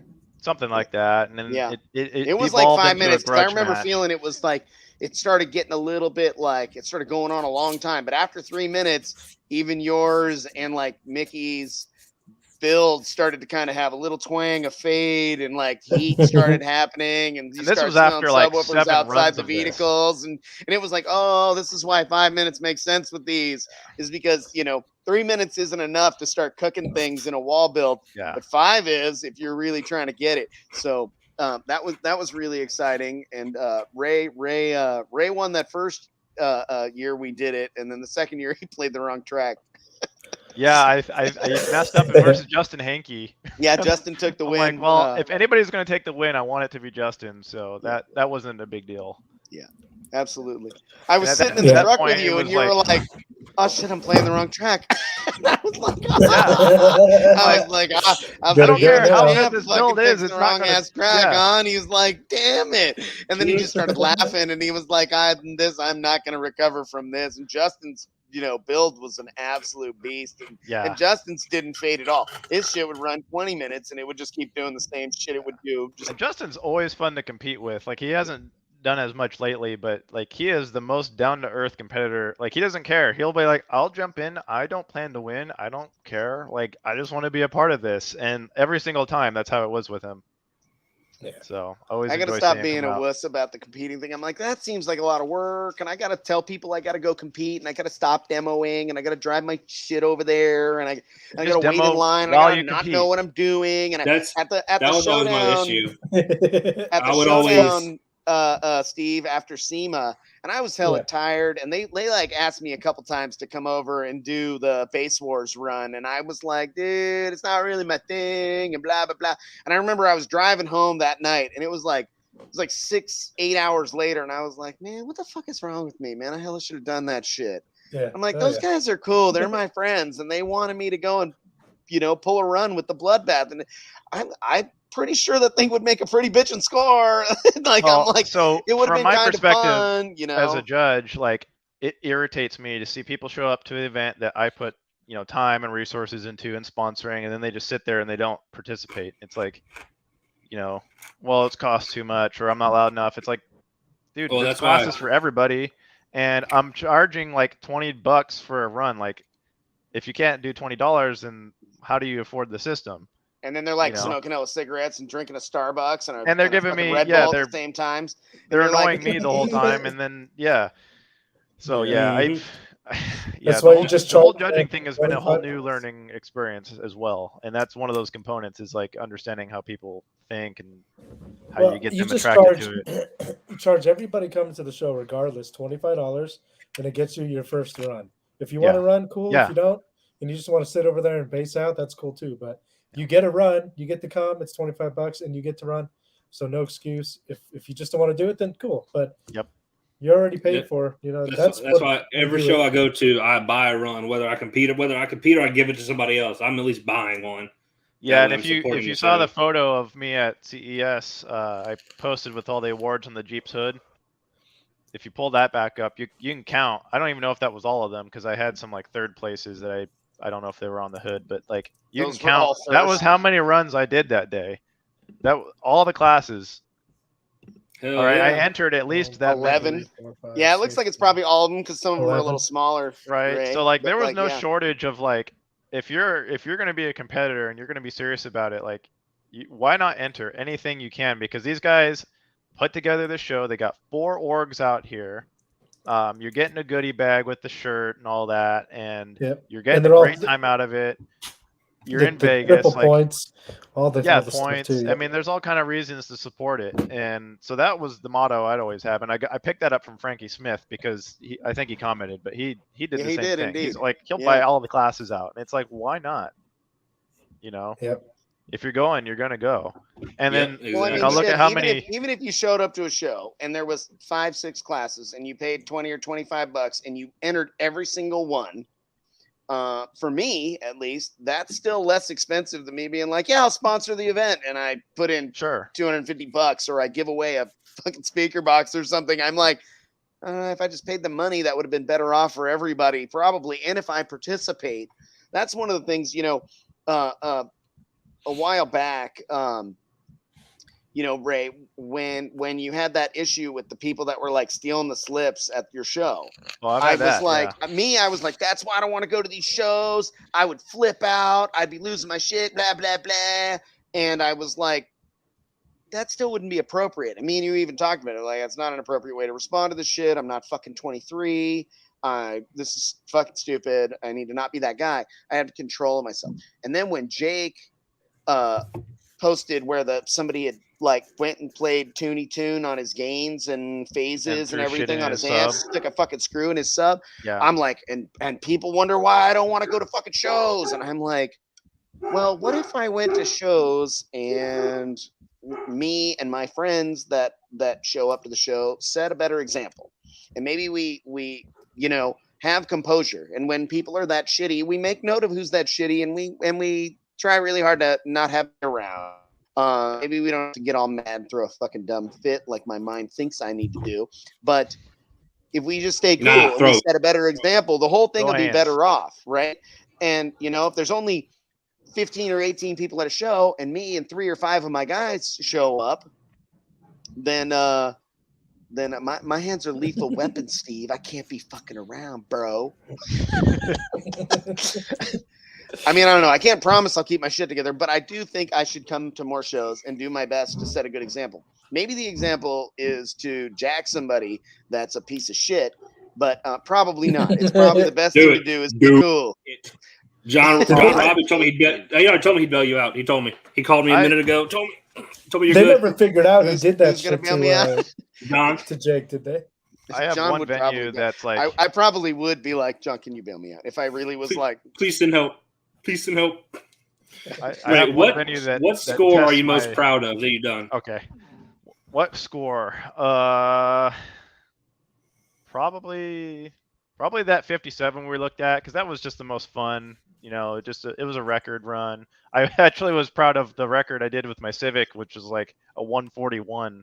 It was. Yeah, I mean, it doesn't have to be the highest score. I'm super proud of those scores because of just like what it was that did that. Like we literally tossed in a couple of subs from Bobby. Our like Rev 1 double 10 Gately production box with a couple of level 4s and a 3.5K, and you were like, and in a super clean ass build, looked hella good, and stock ass Civic, and guys with their car covered in gooey fucking sound dead shit all over the place, and he's like ripping their hearts out. I was like, you beat that fucking guy? And he's like, yeah. I'm all yeah, so those were the more fun scores. They weren't even the loud ones. The loudest. I mean, that shit paid me well. I'll tell you that. Yeah, that box is popular. Dude, we sold a lot. I mean, Ray sold, and people are like, I want that exact box. And they're like, I want that one out of your car. He's like, fuck it, take it. That one. I sold shit out of the car during the show. Sell him that box. Yeah, I was like, it's playing right now. Do you want to buy it? And he's like, it's your shit. I'm like, dude, I'll go home with those. It's a prefab. I can order another one. Have at it. Like, I'm done with it. I did what I had to. Yeah, some of my louder scores. I think my personal best in the Jeep was a 64 and change when I had the flat wall. That was, I wasn't super proud like I am of some of the other ones, but that was a good score. And then my personal loudest was with Craig's build. We got that to do 67s sealed and almost such a 70 open, but that build was like, it was like a flop in a way, because like we put all this time and resources into building that thing, and then like I had started my job and all this stuff, so we never ended up getting to test the thing. And so the fact that it pulled off some of the scores that it did was pretty cool, but like it had way more potential. And then, we just like changed our minds. Like that build makes me sick when I think about it. Like it was a waste of my time. You were not getting the support you should have been getting on all ends. Yeah. Yeah. A lot of it was just difficulties. I don't know. We won't get into that, but like that was my loudest build, even though I don't consider it a success, but on its best day, I think it did a 67.4, and we clamped it in the back. It was like 32,000 watts. I mean, that's respectable as a start, and it's stock cabin and everything. But yeah, I burnt out on that one, and that kind of sent me into my retirement stage where I am now. That's kind of what I'm concerned about with this nitro build, but we're pretty motivated on it. Yeah, the big thing is having the team. If you don't have the guys around you motivating you, like, because by that time, like, it was just down to Craig Jacobson and me. We weren't talking to some of our other friends in the area because they'd either moved away, or like Frankie's example where he left to move to Idaho, and like so we lost that like support group, and then that's kind of when everything went downhill. We weren't motivated. It wasn't fun anymore, and that's the key. Like being loud and winning. That means nothing unless you're having fun doing that and having those people around you. Exactly. So, that's the wind for the sails. Yeah. Is the fun. Right? Because you'll like fuck this, never mind. When it's just like you're like, oh, I gotta go do this shit. Well, I mean, I can't wait to get off work and go and fucking do the thing. You know what I mean? As soon as you lose that shit. I would have never had walled my Jeep if it weren't for Frankie. Kind of thing, like, because I needed that person in the background, because I hadn't seen wall builds before, and like I've been on YouTube and I was posting on YouTube, and like Jose Razon and all these people that I used to watch, and like I used to think to myself like, oh my gosh, I'll never do that. I'm never going to wall my Jeep. I'll never, be that kind of guy. And then like within a year, boom, it's all walled, putting up scores, so it could bite you hard, but you got to have those people in your corner. And if you get the right people and you're good at picking people as friends, you can go far in anything you do. And I'd say Bobby was one of the big backers on that. Jeff Fu, Frankie, those good people that are around. And then you got your bad influences. Like I was going to bring up earlier, like I have one venue that it's just a pain all the time because the people there, they cause problems, the fighting, the physical altercations come up, and I'm like, why do I even do shows here? And I think about it, I'm like, oh well, these people, I know there's a couple good guys on this group, like I know, right? But they're surrounded with these bad people, right? So now they're all getting painted as this group of misfits. Nobody wants to be around. They ruin the shows, and it's because they're not surrounding themselves correctly. Where Well, here's the the thing. opposite is if you're, like I'm saying, if you're surrounding yourself well, you're going to do better. And you're not going to get people to hate on you like that. If no matter how good you do, if you're still cool with somebody that's a piece of shit, then you're also a piece of shit. So that's just like, you gotta make sure that, there's that guilty by association. Yep. That's a real fucking thing. Yeah. If somebody's like a fucking scumbag and their homeboy's standing there, like if one of my buddies is being a piece of shit, I'm going to be on him. Like, what the fuck are you doing, dude? That shit isn't cool. Pick your fucking garbage up. Control your drinking. Why are you trying to punk some dude that looks like he's never been in a fight his whole fucking life? Why don't you find somebody that has some fucked up ears or something that looks like he would love to beat your ass? Like, pick the right fucking, choose your audience. This is a car audio competition. This isn't a bunch of tough guys. This is, where people are trying to be cool and listen to literally. Beat. They're not trying to be like, I'm a fucking badass because this is my town. Yeah, this isn't like gangster shit kind of thing. It's like, this is a car audio competition. Like, we invite family to come out with kids and stuff. Like, come on, guys. Like, why do you got to act like it? Why do you got to roll in deep like that? Like, you're not proving anything to anybody. Like, what you do is you show up to the lanes and you perform in the competition because it's a competition and you have a good time doing it. That's when you're going to be getting the most friends, the most popularity out of that, the best self-fulfillment kind of thing. And those are the kind of people I really like push personally as a judge, because I see people that I'm like, okay, this person with that little bit of nudge, they're gonna do something with this. Versus the other person, it's like, well, I'm not going to really invest any time into that because I know where that goes. Well, if you're going to invest any time, it's stuff like, hey man, why are you such a fucking piece of shit? Yeah. Like, why do you suck so bad? Yeah. Like why do you make my life like a way fucking cool living if you were hell? a fucking piece of shit? Yeah. Like, I mean, it's so hard. That's, like talking about the last couple things that I read online that makes me just be like, oh, I don't know about even going to a show. I get all cringe, but I'm like, no, you know what? I think it's a positive thing if I encourage, some of my friends that I know are cool. If they're my friend, they're pretty fucking cool, and they're not going to be a problem at a show. They're not going to leave garbage at places. They're not going to, I'm sure he's not talking about Mellows, because it's a pretty chill environment always at Mellows, and hopefully we get back to doing shows at Brian's place. Sorry, I'm tangenting because I'm reading the comments because Casey. I don't see that comment about Mellows. Where's that at? I see it right there on the screen. He just said Mellows with a question mark. Just those are, you know what? Yeah, those are always my really favorite shows. When recently. He has the evening shows and it's super nice and cool in South Sac, even when it's been a freaking, like, it's crazy. It'll be 100 here all day. It's cooler 10 degrees over there at Nyman's place. And then in the evening, it's like I'm cold and I want to get in a demo vehicle that's got a bunch of hot subwoofers to warm me up a little bit. So I got you.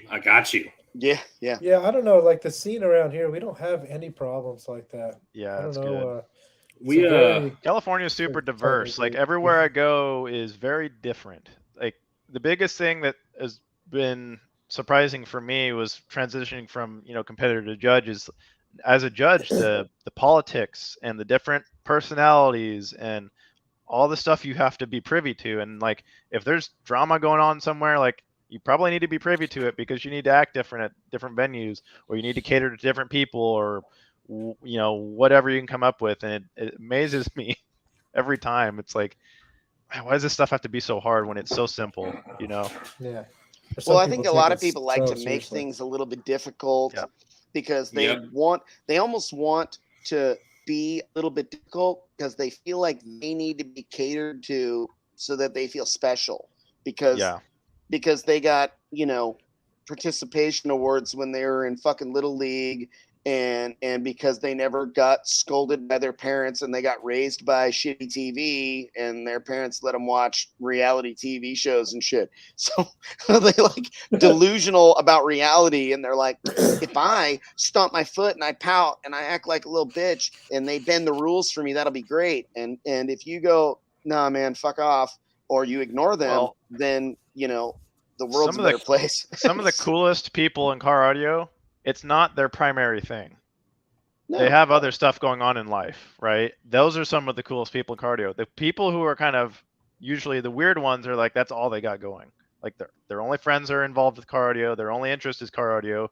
And then, you're that car audio nerd. I saw a comment earlier, car audio nerd or nerds playing with car speakers. Audio nerds playing with speakers. Right? And those are the kind of the problem people usually. It's like, there's more to life, than just this. This is a good part of life. This is a pretty harsh part of that realm. And me and Ray talked about this. I think me and Drew had a pretty extensive conversation about this. Sometimes in car audio, you'll be at a car audio event, and RC racing is a whole bunch like this as well. Yeah. You get subjected to people that wouldn't have any friends if the people in car audio at car audio events weren't forced to be around them. Mm-hmm. And they don't get the social lessons when they're younger, or they don't pick up on them when people are like, dude, keep your shit together. You know what I mean? And then it gets worse online too. You'll see how they post and like they're not coherent. They make no sense. They embarrass themselves. They say things that aren't true. It's like,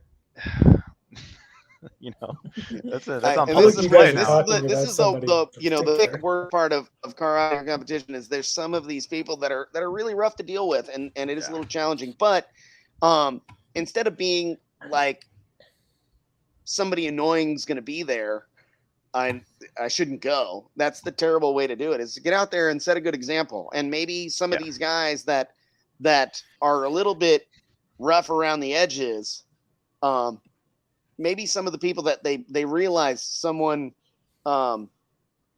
appreciates them, right? Like if there's some guys that shows, he watched the show and he sees me drinking a Pacifico and he shows up with a 6-pack of these things and he gets 4 of them into him and he's like, and he's like, oh, there's a show and I got a box in my car, and all of a sudden he's like getting in his shit and he's trying to pull it in the lane, and I'm like, oh, dude.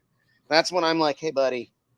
Like I had one of those on the show the other evening, loosen up a little bit. So I'd say some of the absurd shit I said on the show, but I didn't have 4 of them and then get in my car and operate it. And I didn't leave my garbage or my cans, and I didn't say mean shit to somebody's girl or act like a creep or any of that wild shit that some of these people do. You gotta take responsibility for your peers a little bit. And maybe sometimes you gotta realize you get like, hey, I know that dude's not your boy, Drew, but he thinks he is, so you should go talk to him. Like, let's see if we can fix these guys up a little bit. And gals for that matter. I've seen some narc. But anyway, that's what's up. But it's just the social fabric of things, and it's like what Frankie said, it's every hobby. It is. I mean, I've everybody. seen it. We're not picking on anybody right now. Yeah, I'm not thinking of any exact particular person in mind or anything else. But a whole bunch of them run through. Yeah. No, we just witnessed some stuff, okay? Getting back to some of the competition stuff, what's the highest score ever in IASCA? Do you know this? I have no clue. That's a good question. I know somebody look up. I know it's not as loud as drag. I believe we've seen over an 80. I don't know at the top. Like Craig Butler is one of the names that comes to mind, but I don't know how current any of that is. That's an old school. I could look that up. If you go to IASCA.com, you can look at everything on there. They post all that. I had Turn Pro pulled up. I wanted to Turn when Pro I will asked you yeah. when I asked you what score you're most proud of. I remembered mine, but I had to go look to make sure that we didn't win. We lost that class.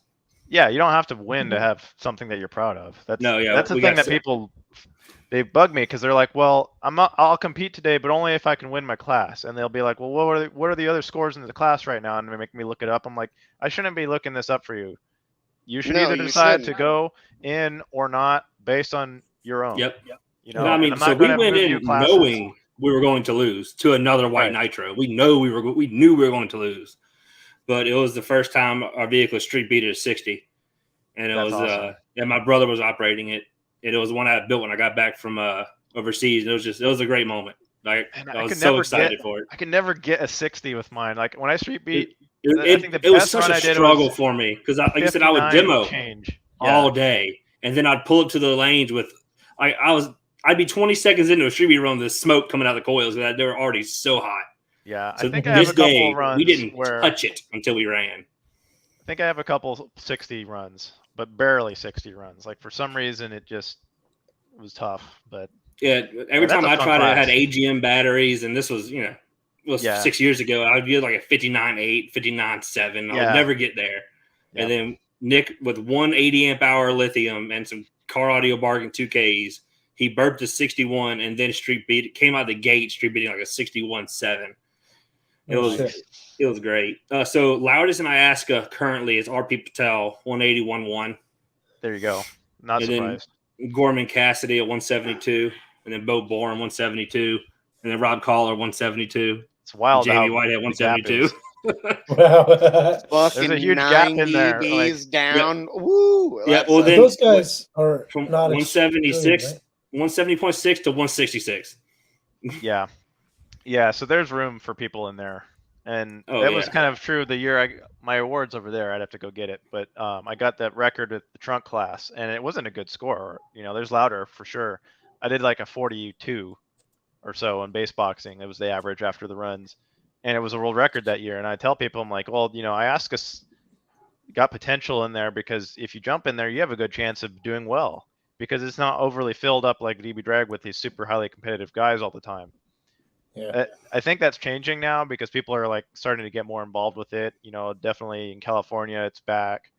So those opportunities are kind of dwindling, but like there's still room for people who want to be dedicated to still be able to pull off records and get tops of their classes and things. And so I wanted to celebrate that the best I could this year in California with state finals. So that's kind of these awards are aimed at. The tallest one in the middle is our People's Champion Award, and it's just an award I came up with for the loudest person who did both classes. It doesn't have to be the loudest of each class, but if you did both, whatever your average comes up to. So like I want to recognize that. The other two next to it, well, the belt on the floor there, that's going to the loudest base boxing in the state. And then some of the other trophies are going to, loudest SPL, most points, just all these different things I'd like to recognize for people. But with the caveat of like, not just anybody can get these awards. Like you have to have the points, you have to have that participation all year. You got to pre-register, and so I'm fully expecting people to show up the day of and be like, well, why the heck can't I get in? You weren't paying attention and you weren't working at it all year. Why should I change? Sorry, bud. Yeah, why should I change it for everybody else? So we're trying to grow it here. IASCA precedes DB Drag. Like it was the original deal, and then DB Drag kind of picked that up and expanded on it, and Wayne ran with it and he made it successful. And IASCA has always been in the background doing its thing. And then now more recently, Travis has purchased the company or the organization and he runs it.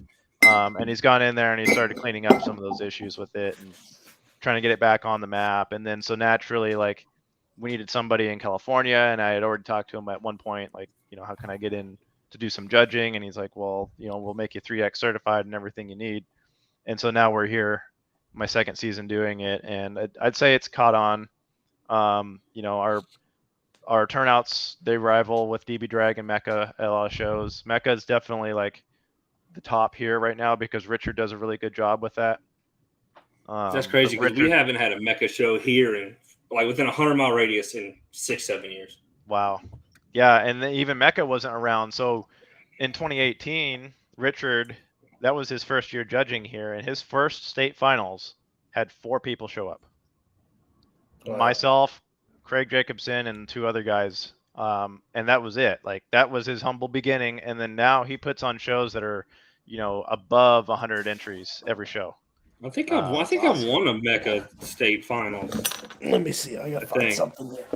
Yeah, I'm pretty sure I won like 2 classes one year, but Mecca never got that big, so there's never a lot of competitors. But there's a lot of loud people in our area for some reason for us to not have as many shows as we do. Josie you can come in for a second. As you said. Josie just got home, and she let the cat in by accident. Let's see that kitty cat. This is our Munchkin cat. He's got short little legs. Look how cute really? it is. Yeah, this is fully grown too. He doesn't get bigger. I know they're hungry. I had to do a live stream.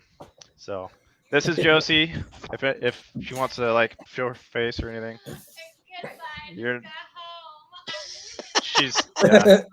She's not camera savvy as some of us, but she's awesome because she's my right hand man as far as it goes with putting on the shows and everything, right? Yeah, exactly. So she'll That's be going cool. with me to surf, but yeah, she's like the backbone to all the events because No, dude, I that's would the lose my same thing. sanity.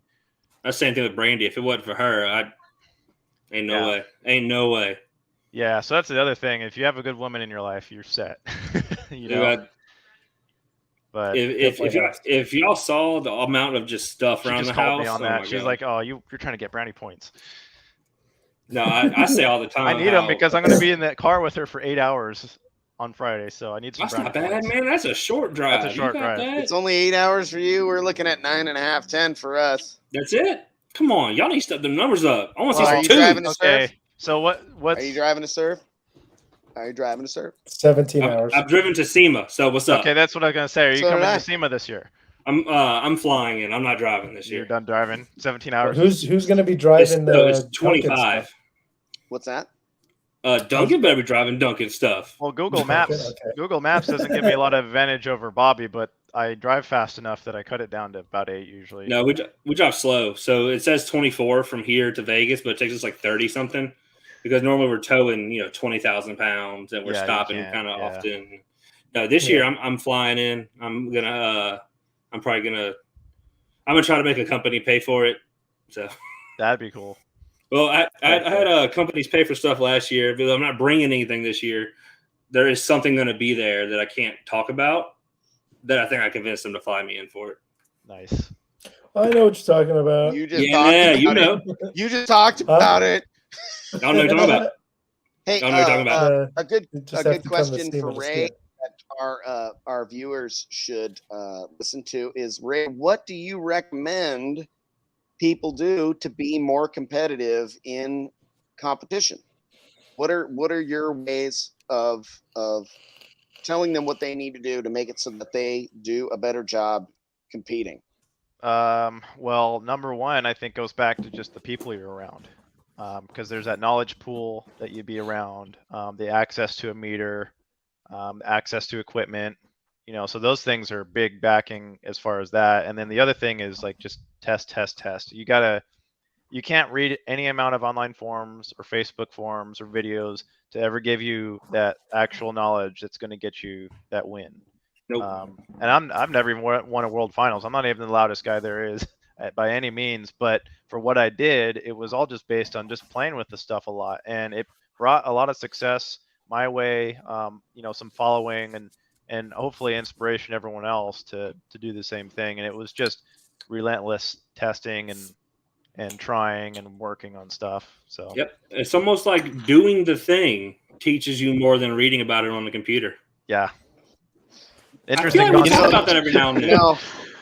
I can use like the jiu-jitsu analogy. You could read jiu-jitsu all day long, but if it's not going to help you whenever you're upside down. White belt, he's going to choke you unconscious. So, but yeah, testing, practicing, get your and own reading. meter, get access to a meter. The reading can be good if it's the rule book, which people for some reason avoid. No, so I went to this class last weekend 2 weeks ago for SQ competitors, and I printed out a binder of all the rule books for IASCA, MASC, EMA, like It's 5 orgs. I printed them out and put them in a binder.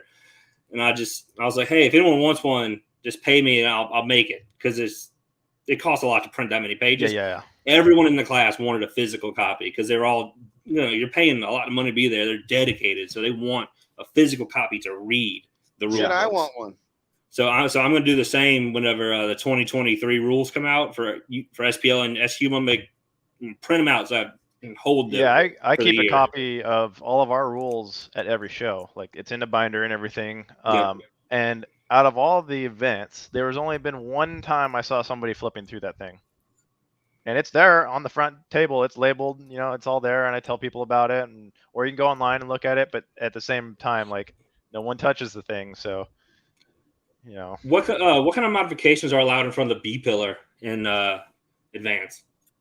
So B pillar forward, it's typically you got to keep pretty much stock cabin, but we're pretty lenient versus drag, I think, on that. As far as we allow you to do a custom console for the most part. Like, it depends on how extreme that is. There's some limitation. You can do up to 50% door panel modification. I've discussed with judges on what that means, and usually to me it's like, if you're using the original door panel as your kind of foundation to what you built on, whatever you kind of build on, that's for the most part okay, as long as it's not like solid wood like my door panel. We're usually cool with that. So you get to do that. And the other big one is you are allowed to stiffen the roof, and that means sound deadener. It could mean wood. It could mean whatever you want to interpret on that, but it still has to look stock at the end of the day. So that headliner's got to go back in there. It's got to be fully installed, all the interior and everything. But as far as the mods go, like, you're allowed to do a little bit, as long as you can make it look pretty stock. Stripper pole. Yeah, and we have a stripper pole rule. It's just based on like the mounting of it and everything. So, what it's do all you guys have negotiable. for demo classes? Do you have anything new or anything that caters to like pretty much what 80% of car audio people do now, which is demo? That would be bass boxing. And the thing I like about IASCA is it's super simple. Like, we only offer 2 SPL formats, our burp and our bass boxing music. I don't know. I've talked to Travis about like, how do we expand this thing? And I don't know. We have different directions we could go with that. But I would say bass boxing is definitely the most challenging and unique music class there is. So it's got, that music element to it, and it's got that competitor element to it, because you have to be on top of your system to kind of know how to win that class. You got to know your songs, you got to know your frequencies, you got to know how to start with the clock on the screen, because it all factors into that average score that you're going to produce at the end of all the runs. And then we used to have a rule where you had to have 3 separate songs for that, so you have to come like prepared. And that was just a horrendous issue all the time. People were like, well, I only have this one song. And so the rule has been modified now. You can have a single song, but truly, if you're going to produce the best score you can, you want 3 songs. And you're going to want those to be with those frequencies, that your vehicle's tuned to. So sealed up is going to be a totally different song than when you have a door open, so. Yeah, the Nitro was 3 hertz down, sealed up. Yeah, the Jeep was over 10 hertz. Good with Lord. 6 order. Yeah, so sealed up, it peaked at 26 and opened up 38. Ours peaked at it depends on the sub, but ZV5s is 37, with U's is 39. Door open, and then you close the door and it drops 3 hertz. My Explorer was weird. It played it was same peak no matter what. Both doors open, doors closed, the one That's door good. open, and that makes it easy.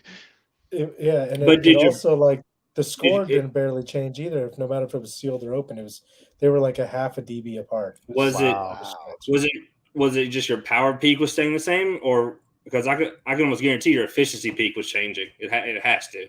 I couldn't tell you, dude. I have no idea why it worked that way, but I'm all about some testing. Sealed up, it did a 63.8, and door open, it did a 63.6. Hell yeah! The difference between the it was down with it open. It was loud or sealed for some reason. That's wild. My Civic's that way. Super nasty. Most vehicles that are super loud legal will not. They'll lose door open, or they'll just shred subs. Yeah. No, most legal. Most loud legal vehicles sound like either can't play music or sound like complete ass, because they're designed to be shut. Yeah. But yeah, I had the nitro so figured out because of testing. So it has a door panel on it right now with 4 6.5s. That's 0.45 dB loss at 37 hertz. Mhm. If I take the door panel, I'll put the stock one back on, it gains 0.45 back every time. Wow.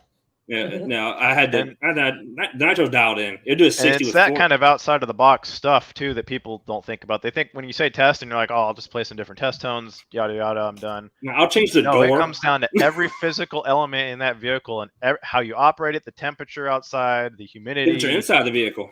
Well, yeah, temperature inside, outside.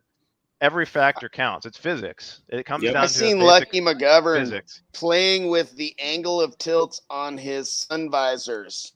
Oh, that's common. I have a couple crazy ones for you. So Just I'm gonna like, start and he with was this like, one. no, this one's like this, and that one's like that, and they were like neither of them were all Yep. the way I've even up. done And one stuff was like like 2 inches flip off the your shield, floor mats the other over. one was pointed straight at the Yep, ground, and I you was got- like, "What, bro?" And Yeah. he's like, Yeah, I don't the fucking back of know, your floor dude. mats That are was split. the way. Normal That was the split. way it was Floor best. mats. Yeah, the nitro has a Or WeatherTech because they're all rubber. Yeah, you're set there. Yeah, so yeah, we got the nitro so dialed in before the roof split. It would do a 60 with like 4,400 watts or something like that. Wow. Would use. Now it takes like 1 billion watts because the roof is all just shredded, but we're gonna fix it. But no, Check I've out seen someone. Frankie's Well, that's comment. the other thing people don't realize is you could fix that shredded But roof which and it'll one? never be the same again. Well, So luckily we 0.1 never gauge made will it ever be the strong. same.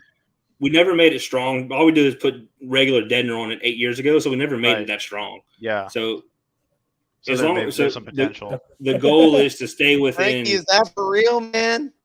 It could be, dude. You never know. Dude, Opening everything, the gas dude. door. I saw. No, I remember, he's got to be talking about the USAC controversy at finals 2019. Some chick didn't have her gas door, like the cover for the gas, like the door that opens. Didn't have Right. it, and someone like challenged it at finals. because it's Awesome. not stock.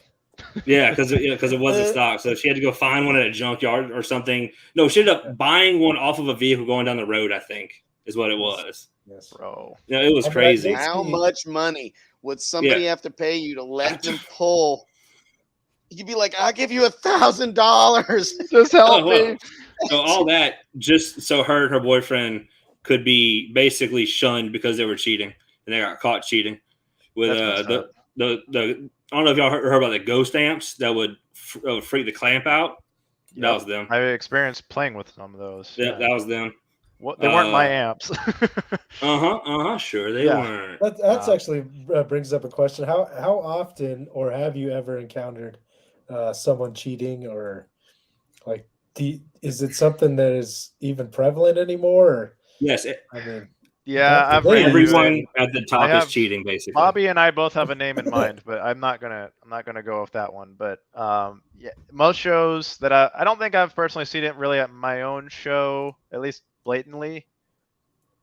But Well, it's you not. know, I guess it's not cheating. It is so gray area that it's Yeah. kind of like a dark gray. You know what I mean? Like, yeah, Okay, here's a question for you. Is this gray area or is this fucking cheating? If the hatch doesn't close on the car and it's Gray supposed to area. be all the way closed, okay. Also, if the car's supposed to drive itself in and out of the lanes and people are pushing it, is that that's a cheating? rule. Yeah. Yeah, I mean that's That's well, definitely- it depends. It That's depends. like blatant How outright, well, I'm fucking how cheating much my have you ass paid off the to me. owner of the organization? that too. yeah, is it a single point event, or I mean, Well, so Yeah. the No, it was finals, but This you was know, World they were Finals. buddying with the judge. They were out to dinner the fucking night before, all palling around and shit. So some shit got yeah, let World slide. Finals a little different than a Yeah, weekend sure as- event. That's sure a as single shit, point with absolutely. a paper trophy. So Absolutely. the struggle is like I even see it. Like I don't. It's always one thing that's kept me away from SQ is that there's no way to not be biased. It's impossible. yeah, Like if you like me as a person, you're gonna think my truck sounds better than it really does. Yep. Or if you don't like me, you're gonna think it sounds worse, and there's nothing you can do about that in your head. There's nothing you can do. yeah. So That's like, what I'm scared of with the SQ shit. like we go out to dinner with all the judges from these SQ shows because they're all friends with the people that I've made friends with. And I just I know that none of them are purposely biased. They're all great people, very honorable, but there's just no way around it, right? And it's the same thing with human rules nature. in SPL. Like, oh, that's not that big a deal. He's not cheating. That's my buddy. That's nothing. Yeah, and I'm probably guilty of that. Like, not knowingly, but No, and there's I nothing. guarantee it's happened. There's nothing you can do about it. Yeah. Nothing. That's just how humans are. And yeah, I mean that part I get, but I mean like blatantly, like purposely cheating, know that they are doing something to break the rules, versus like I didn't even realize that I was cheating type thing. You know? yeah, there's a difference there. I mean, does it happen? Yeah, for sure. There's been a couple. There's been judges who stopped judging because they knew about it and didn't say anything. Right.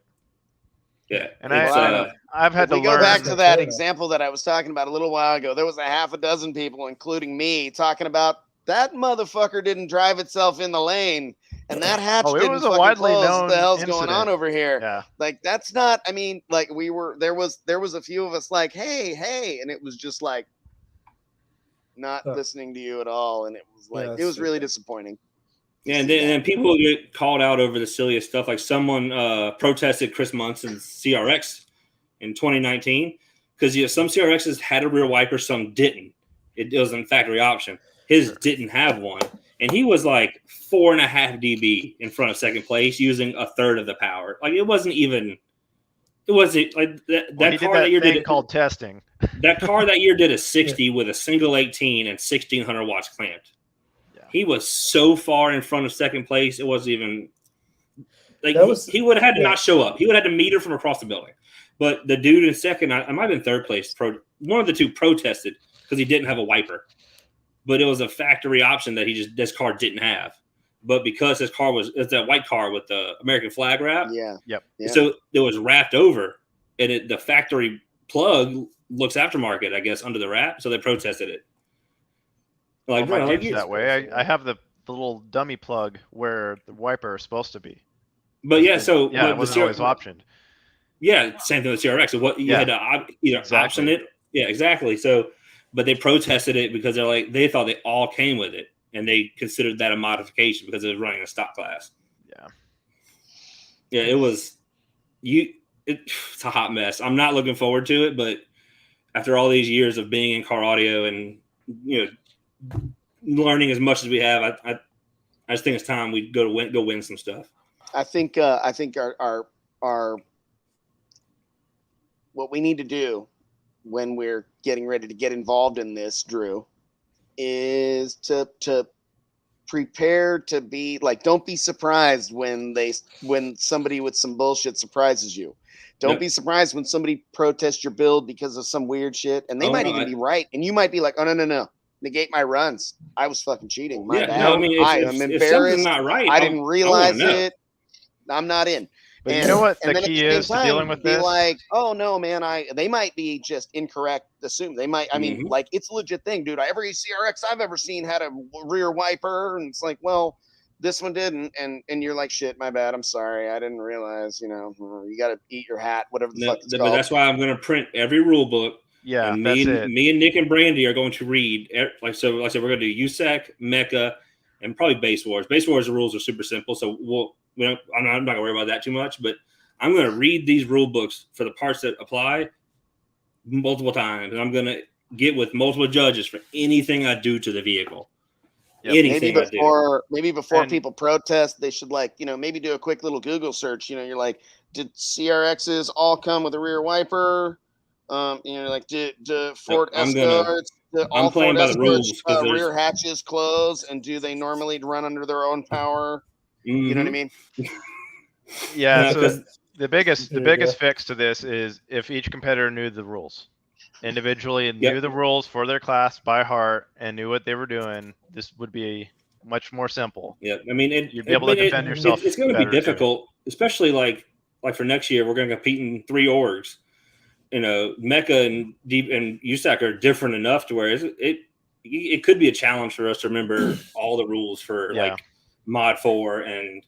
But the way to do it is have your build sit with your car, sit in the car, have that book in front of you, and have a highlighter, and just one line at a time read and be like, okay, do I fall in this? Do I gray line this, or am I? Luckily, we're gutting the inside of the nitro whenever it finally cools down. because it's been so hot, dude. It's been miserable. Like the windshield's already out. We pulled the windshield out like 3 months ago, and then it just got unbearably hot. It got hotter somehow.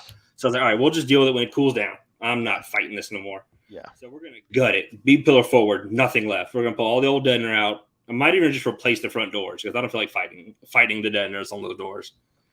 And I'm gonna read Set the rule them book aside in case you want to test with them or something, right? Yeah, but we're gonna read the rule book front to back before we do anything to that cabin, and we're gonna figure out everything that fits within it, and we're gonna do it. Well, the beauty of IASCA is it's still one of the most simple orgs currently. Yeah, And I don't think it's going to has me change worried. much. What are the vehicle rules for base boxing? Like, if I want to, can my Explorer compete in it, even though it's all extreme? Oh now? yeah, that's a good There's a question. class. Yeah, so essentially, like as soon as you've gone past those few mods we talked about ahead of B pillar, like, and you're in an extreme category, we just put you in a class called No Holds Barred. And all of our base boxing classes are kind of based on actual like boxing weights. So if you ever looked at those, you'd be like, oh, that's kind of interesting. But yeah, so you end up getting grouped into an extreme class basically. I think I'm going to compete in that when it's done because It's fun. It's purposely built for demoing. It's not. I mean, that's going to do some numbers. I know it will, but it's meant to be played doors open, Yeah. one door open. We'll So get it out. I mean, we'll get it doing a 70 something. It's whatever. Just whatever. Right? No, I mean, Yeah, right. I'm trying to figure out how to seal, like, keep my doors closed right now. I was looking at it today while I was doing that. Bolt it shut. Bolt I it know, shut. dude, but I don't want to bolt it from the outside. I think it's ugly, dude. Like if I need to figure out a way to keep it closed from the inside. Hey, Alma Gates Bronco seal it. Come on, do it. What? Do I would it. do it if we could get. I'd do it if somebody wants. Hey, to help hold me on. figure We're that gonna out. have a for real world real test. Like we did like minimal testing and went, damn, it's super duper strong. And I know that some really smart guys said it would never work, but I'm like, they never tried it all the way. So we're gonna give it a go and see how well these mag locks work on the Green Monster. I mean, like it might be I would do it. shit I mean- $6,000-$7,000 flop of like that didn't hold my doors closed when the beat played.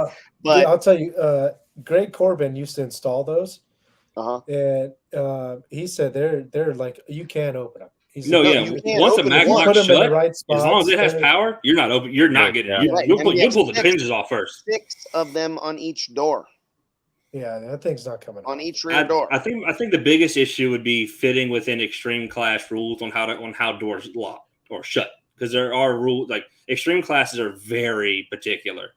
Like, Well, Really? I don't know ask Carlos how particular extreme class rules are. Well, one thing I Yeah. will say is that whatever I build, I'm going to go ahead and build it for whatever I'm doing. And if for some reason they go, oh, you don't get to compete in that, I'll be like, well, then that's dumb, and I won't.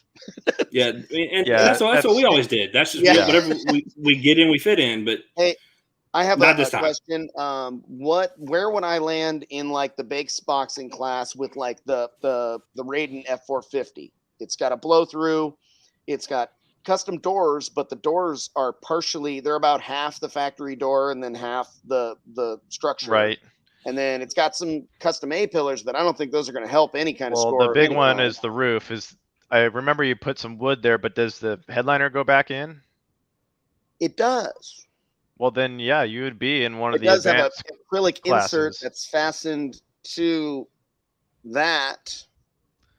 To be up for a little bit of debate. I Yeah, would there would be say some gray area business. there then is a I'd gray area, end up but- in the extreme class or whatever, right? But yeah, from what I've seen of that build, there's a likelihood that it could end up not in the extreme. heavyweight Yeah, thing or it would whatever be in it one is. of the heavier Th- classes. Does IASCA give install points in any of their classes?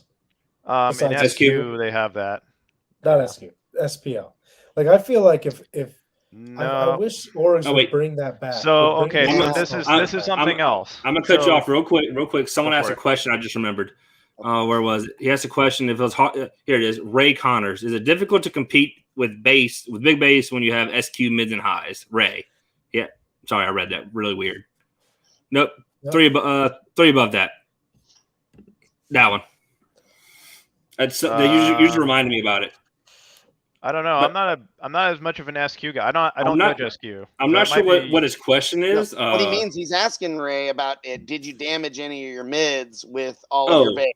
Oh yeah. So Yeah. the Tahoe has silk Yes. dome tweeters. and I've shredded I- 16 of them. I've shredded all So- of mine before. Yep. My mids started being okay when Bobby and I actually sealed them off into like small chambers, so we actually had Mhm. backing on those door panels instead of letting it be free into the door.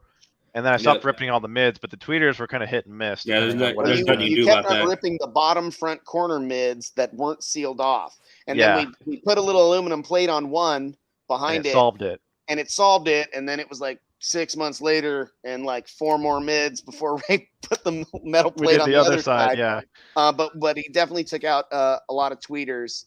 Yep, I've I blown never- 16 SA It tweeters. worked better to Is it- leave. I Like, remember, never you did had that. a shutdown on the tweeters, and that made it worse. When Yeah. you left the tweeters operational, they seem to stayed hang intact in. better. You damage them sometimes, but when you would turn Yeah. them off, it would just I ruin would them say all. the audio dynamics overall, they took good abuse though. Like, I mean, 160 plus all the time. Yeah, I mean, my Yeah. SAs, like, they've been in there 3 years. I've gone through 2 sets, but every time I go through them, I think it's one breaks, and then it freaks the amp out and takes the rest out. Because like I'll hear like a pop. I'll hear it over the bass. I'll hear a pop, and then I'll hear a whee, and then Yeah. just silence. It's like, oh, And- there went all the tweeters. That's cool. And I don't know, are all SQ style speakers paper cone, or do they play with different materials? No, there are some carbon mids, and there's Oh, Because man, no, I would venture with what I had go wrong with mine. It was just because paper, would have Yeah, they're, been which wool, is- they're a wool pulp cone, yeah, they're and just then yeah, they there's all have kind of stuff. their creasing them. Audio Dynamics has a fancy new 5000 series that has a fancy It's like material. a white cone. Yeah, it's like a It's white. I was white. looking It's at it. super duper beautiful. Yeah. They are absolutely amazing. Byron has them in his truck. Byron, what are those speakers called? What is that material that your 5000 series mids are made of? I never blew any mids or highs with the 64. Polyglass. You're never loud, Like bro. some kind of Well, so there's a poly guy glass up thing up in that- Canada. They are fucking cool. He's got a white blazer. Maybe Frankie knows who he is, but he comes down for surf every year. And was it him? I think it's him, but he actually has like magnetic covers he'll stick onto the door panel when it's time to do those bass runs. Smart. Super loud, and they protect all the mids. The that's white one mids way. are cotton cloth and glass fiber composite honeycombs. Ooh. So those are probably Fancy. hang together better. I mean, they're Under that $800 pressure. for a pair, so they're better. Yeah, I don't know. If it were me with the SPL build, I wouldn't spend that much on components. I mean, I did. Well, Like the not audio that much for dynamics, the only speaker. reason I had them was because of the dealer costs we were getting. I mean, through Bobby. I have Neo Pros. I have 6 per door, and they're like $150 a mid. But again, got a good price on them, and they're carbon, or Right. whatever Yeah, they so are. those So will last. they don't break. Yeah, I've never broken one, and I've had 8 of them since the first build, the Nitro, like 6 years ago. Wow. But no, man, no, you could absolutely compete in SQ with a super loud wall behind Yeah. you. You would be best off turning that off and then having a front sub.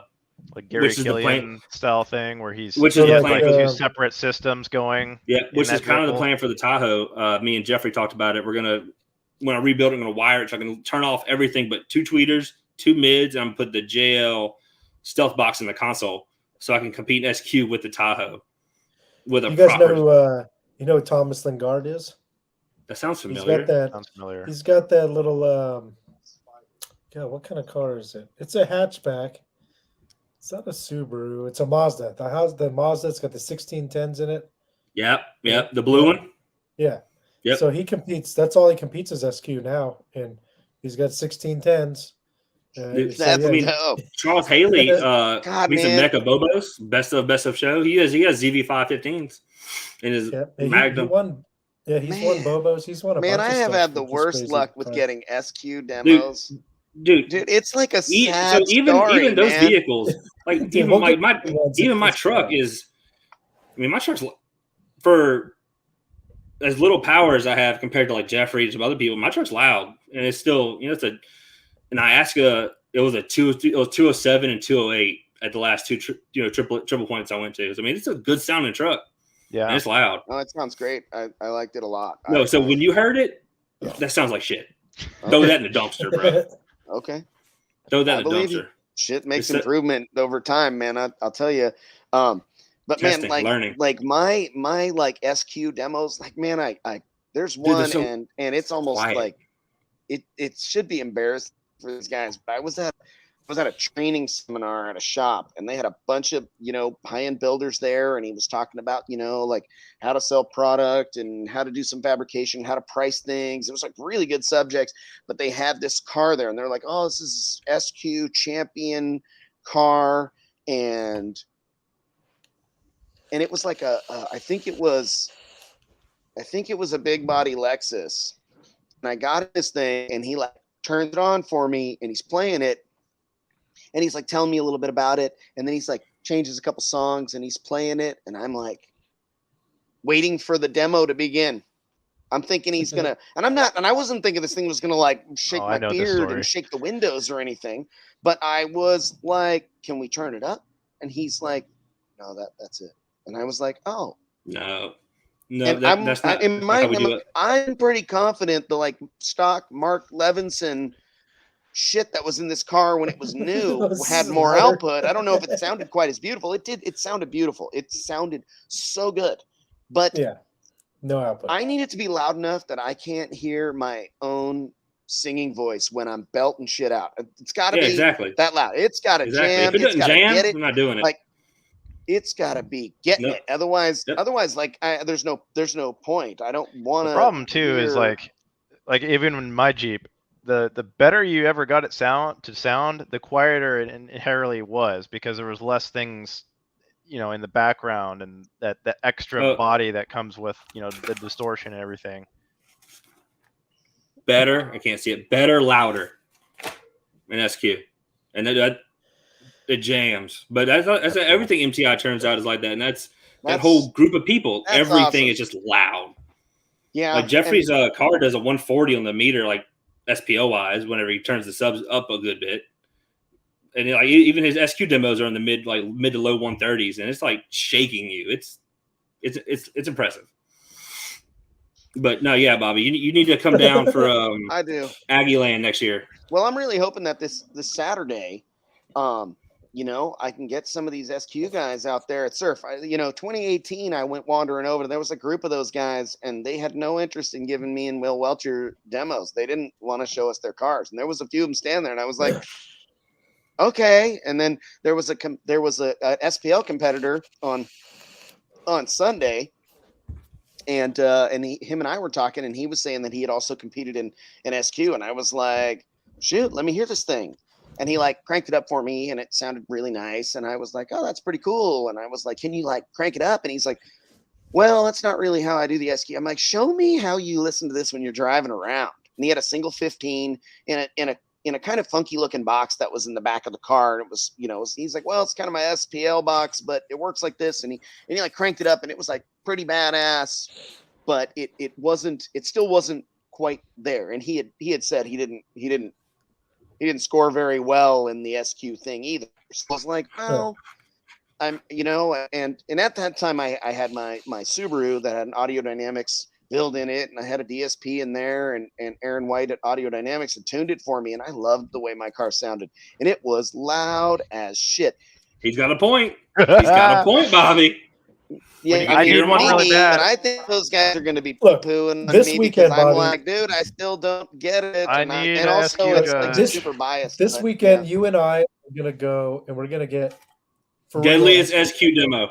Like Yeah. we need to Deadliest SQ demo. Maybe we should go live. If it makes you cry, right? If it brings tears to your eyes and your arms tingle up and all that shit, which is, Let's put some pressure on these for, people to give us an SQL demo. We need if I can get a hold Ray will of be Jeffrey, there. We'll because get he's Ray gonna be over busy. there with us, and then they'll know they better be nice to us, otherwise They'll know who all the loud SQ guys are. Ooh, I'm you telling should, Travis. I have the power to disband you from this organization. I'm staying home, buddy. I'm a flex it. I'm home until Kicker needs me to come up there to work on the Bronco for 2 days, and then I'm home till SEMA. I'm good. Yeah, I need to be home. It's been a long season for sure. Yeah, I'm sick of traveling. It's been crazy. I was going to add the miles up for this year, which, I'm going to do at the end of the year anyway, but it's been just... You've been moving a lot for sure. I'm tired. Well, Anybody else? You guys got any particular IASCA questions? I do. something I got before tons of we cut questions. this off? Well, So, and real quick. Number one is go see the rule book. Right? I'm looking at it. Right. Okay. And then the other thing is for everybody watching, if you're interested in getting involved with the IASCA, I judge the entire state of California. So I mean, there's likely to be an event somewhere near you at some point. And if you want to be getting information on that, you can go to my Facebook page, IASCA California, and I post everything there, all the results, all the upcoming stuff. Surf City, of course, gets grouped in there, the Vegas Showdown. So all that stuff's coming up this year for IASCA. Even though right now we're kind of wrapping it up, there's always next season if you have questions. So I just wanted to share that with everyone who's watching. Sweet. So you had some questions, Drew? Yeah, I think I just answered my own question about reading the rule book. Big brain. Okay. So in USAC, you can do basically a steel brace, no more than 2 inches thick, so wide. No. Well, I said a half inch thick. 2 inches wide from left to right of the windshield, basically. On the windshield? Yeah, right above the windshield. Like for the pillars and stuff to like in USAC? Yeah, so side to side across the top of the windshield. Yeah, I don't think that one flies with IASCA. Yeah, I'm looking at the IASCA book. Well, it says if you could put it under, I don't remember the language. On the windshield, right above it. You're talking about because windshield like where the top of the windshield mounts, basically. Yeah, the windshield. I mean, it could fly in IASCA if your headliner went in and it looked like it was factory. Like if somehow there was enough room in there for you to physically get that in there. No. Well, anything we do will be behind OEM panels, 100%. There's no question about it. Now I have to read the literature again, but it also there also might be information in there about how you mount that in too, like if right it's welded here, in. See, the IASCA is kind of vague about it, which is kind of cool and kind of not. But they talk about stiffening. The word stiffening is what they're using. Don't talk about the gray areas, bro. You better chill out. I already know where you're going. And don't do it. So okay, I'm gonna leave this up for interpretation. Go read the book. Go read the book. Well, then you got to interpret it, however, and then butter up the judge. You said, IASCA says, I didn't weld it at all, but I heated up both pieces of metal until they were melted into one. Number one, if you're gonna do something that bends the rules, know the rule first, right? So that's that reading part. The second thing is don't tell your judge about it. Yeah. Right. Hide that shit. If you're gonna do it, hide it. And and if I do find it, then that's when I'm gonna kindly tell you no. Yeah, or that or has a problem you're gonna have to have a discussion about it to see if it's legal or not. But until then, you don't tell everybody about it. Like IASCA says, you do a 1.5 square, be no longer than 24 inches. For the B pillars, supports, poles, whatever, blah blah blah. So I mean, It sounds like I could do it, but it could be no more than 24 inches. But I'm gonna. Yeah, but I thought there was a mention in there. It has to be connected to the enclosure or something like that. No, it says not connected to the enclosure. Okay, so I guess what that rule means and aims at is one that would be going from roof to floor, not across. Yeah. So in that instance, though, I mean, you have a gray area you could explore on that, and it depends on the judge you end up with. Well, I mean, for something like the nitro, I'm gonna ask: does IASCA have an RD committee? What's that? Does IASCA have a rules and ethics board or something? Yep. Okay, so I would just approach the rules and ethics board before I even did it. Be like, hey, what is this going to do for me? Like, can I do this? Yes or no? If the answer is no, then I won't do it. I'll figure out something else. Well, and okay, so what I jokingly said, don't tell your judge about it. I mean, in reality, if you want to be legit, what I do is basically the cat's back. Josie done messed up. So cute. I know. Where's he at? Come here, buddy. So what if the brace that he has is connected to something that's connected that's pinched between two somethings that are connected to the enclosure? What? He doesn't like cats? What? I'm sorry. Yeah, got him. I woke him up. Yeah, your dog was not having that. It's like dog's like fuck. He just sounds aggressive. He's not actually. He's got some. I would say I ask if you're as a competitor have a question, definitely reach out to me before an event, because that's when I actually have time to go in depth and research and understand the rule for myself, how I would interpret it. And then also we have a discussion we have a Facebook page for all the judges. And so we're often posting on there and being like, okay, so, I have this unique example of something that this competitor is asking about. This is the way I think I want to interpret it, but do you guys concur? Because I don't want to be able to tell a competitor like, hey, this is totally cool, and then him go to go to surf, for instance, where there's other Finals or judges and something. those judges don't agree with that. And then Yeah. he's like, well, I thought it was good. This judge said it. That puts me in a bad place, puts the competitor in a bad place. So often it's like, okay, then I'm going to bring this up front to everybody and talk about it with multiple Which is judges. exactly what, because Right. I have some stuff that I've been told about and I've read about that I want to do that. It may not work in both or in every organization. Right. And I only want to build this cabin once, because we're only doing the cabin once. Yeah. Because we're doing it right the first time. Yeah. Yeah. So for sure, I will be if you in do have touch with you. questions, yeah, because it's not. I can't rely on myself for half the answers either, because it's going to be based on interpretation at the end of the day. So that's why it's good. It's usually good to reach out to multiple people, and I usually can facilitate that. Yeah, I mean, on the ASCA end. most people who are trying to hide stuff like that, they're not gonna. Yeah. They're never gonna be at the top anyway. Like, let's be real. They might be at the top locally, but yeah, we're talking the national level, anyways. Yeah, I mean, I want to be able to take the interior apart and be like, okay, look, you can look at it. It's fine. Yeah.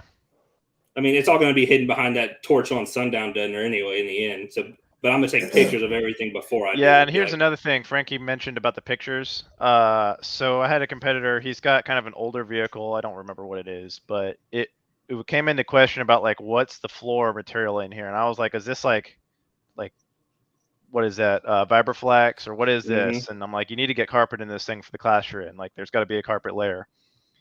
And he comes back and he's like, well, okay, from factory, these things didn't use carpet. They use this kind of matte molded on floor thing. And it's kind of, it's not Vibraflex, but it's, you at first glance, you're like, huh, maybe. And it was just this weird material they put on, like a bed liner of sorts. And I'm like, okay, well, I can accept that if you show me proof of multiple of those from factory like that. Like, you're gonna have to give me some photos, help me research this with you. And so over the course of a few weeks, we did that. And it's like, okay, yes, this is a factory thing. Therefore, you don't have to have like a carpet in there of sorts. It's a factory option. Well, aren't you allowed to use stuff that is like accessible, like buyable OEM? Like, yeah, they make kits for a lot of cars to replace the carpet with something that's vinyl. Yes. Yeah. And so if I'm going to enforce that you need carpet, then that would be your option. But for this vehicle from factory, it didn't use carpet. It was just a vehicle that just, I guess what I'm saying is, like, overall, even if your car didn't have it as an option, but you can buy it as an aftermarket product. There's nothing wrong with that. Yeah. Okay. I see. Yeah. I mean, adding carpet in for, taking care of the OEM carpet rule seems good to me. I mean, if that's not specific OEM, like, I don't know every vehicle in the world. Like, I don't know all the makes and everything. So let's say I'd rather see the carpet. If it was with carpet. No, what he's saying is, what I'm saying is, if it comes with carpet, but you can buy a kit that is rubber and you replace it, is that allowed? No. Is it a factory option? That's the question I go to. So some right, like Rhonda said, her 70C10 had a rubber floor and no headliner. My Jeep originally was rubber floor. Before some cars came with it, but what I'm saying, what he's saying is, I know if it it's an OEM option, no. Yeah, it has to be an OEM option. As long as it's something you can buy commercially, available to everybody, that it's allowed. So, like, right, you like the campers on the trucks. If you can buy it, it's allowed. You can't go build your own structure on top of it. But so that's what I'm saying. Like, Hank it's said not you could. OEM, but it's available for everybody to buy, and it's for this vehicle. A lot of what if you were like, what if it was like, I'm Gately Audio and I build this cab over camper that's made out of 3-inch thick Baltic birch plywood, and you can buy it $13,000 and it's loaded with a bunch of subwoofers and it connects to your back window and seals up like this, and you do a 170. And we deliver it via crane. Sure. So Alma Gates' subs were like that. They were only for her, but they made 100. to be considered production. Damn, I'd love to have a few of those. Really? Just like in an acrylic box mounted to a wall in here or something. Man. You can probably when I was them. getting into They're car out audio, I was young and she was doing that, and it was like, oh, it was the coolest shit ever. They're out there. I saw one last weekend. I saw two 2 weeks ago. Yeah, those are out of the vehicle. You know? Yeah, Innovative had one. The shop worked at. They had one that was signed by Alma Gates. Oh, that's dope. It was awesome. Yeah, that's. But start getting into collecting my goal for the Nitro is every OEM panel is going back in. Yeah, and that's what I want. So when I beat people with these extreme cabins, or because if it's got wood in front of the B pillar, that's extreme. I don't give a shit. If it has wood or welded in steel beyond what the rule book says, that's extreme. Yeah. That's just how it's been in competition forever. Technically, we're supposed to, like, if you're missing parts of your interior, we're supposed to throw you extreme too. Yeah. You know, but you so I want to take. I want people to open the door and be like, "Oh, this is the cabin's bone stock in front of the B pillar." Yes, it is. That is OEM panels everywhere. No wood roof, no wood dash, and yes, we put 6 dB on you. Not sorry about it. Your windshield's blown up every show. It has never. It's only broke one windshield one time. That's because it was a cheap Chinese glass Bro, that wasn't glued in well. You're gonna run Keekers, Holmes. I am gonna run Keekers, Holmes. So, Hey, what's IASCA feel about double windshields?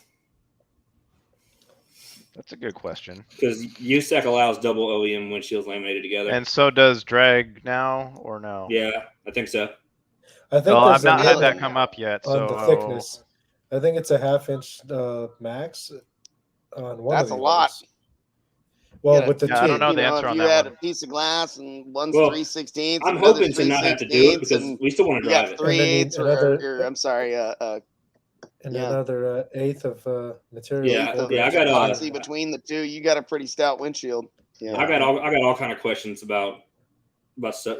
I'm gonna be in your rule book, DMs man. aggressively. We just said you need to read the rule book, son. Yeah, read the rules first, and you may not have so many questions. Then you can call Ray. There are questions. So, being that IASCA is simplistic in nature, that it does open that can of worms for a lot of gray area. So he could still have questions after reading that thing. Oh, I got questions. Yeah. Does it need wipers? I would not care personally, but like I said, it would be what does another judge think about that? Yeah, doesn't need the bracket the wipers were ever mounted to. You know what I mean? Like, you're right. That cat has tiny legs. I don't know. I would think. I know he's back there. No, I would think. Trust me. The questions I ask you, you'll be like, "Oh, I don't know. See this. Yeah, I got you. And DB Drag has done their best to address this kind of stuff. So their rule book is now just gobs too thick to understand and comprehend at once. So, like, I've had that Hank conversation. Beats knows the rule book. I'll just call Hank. He knows the rule book.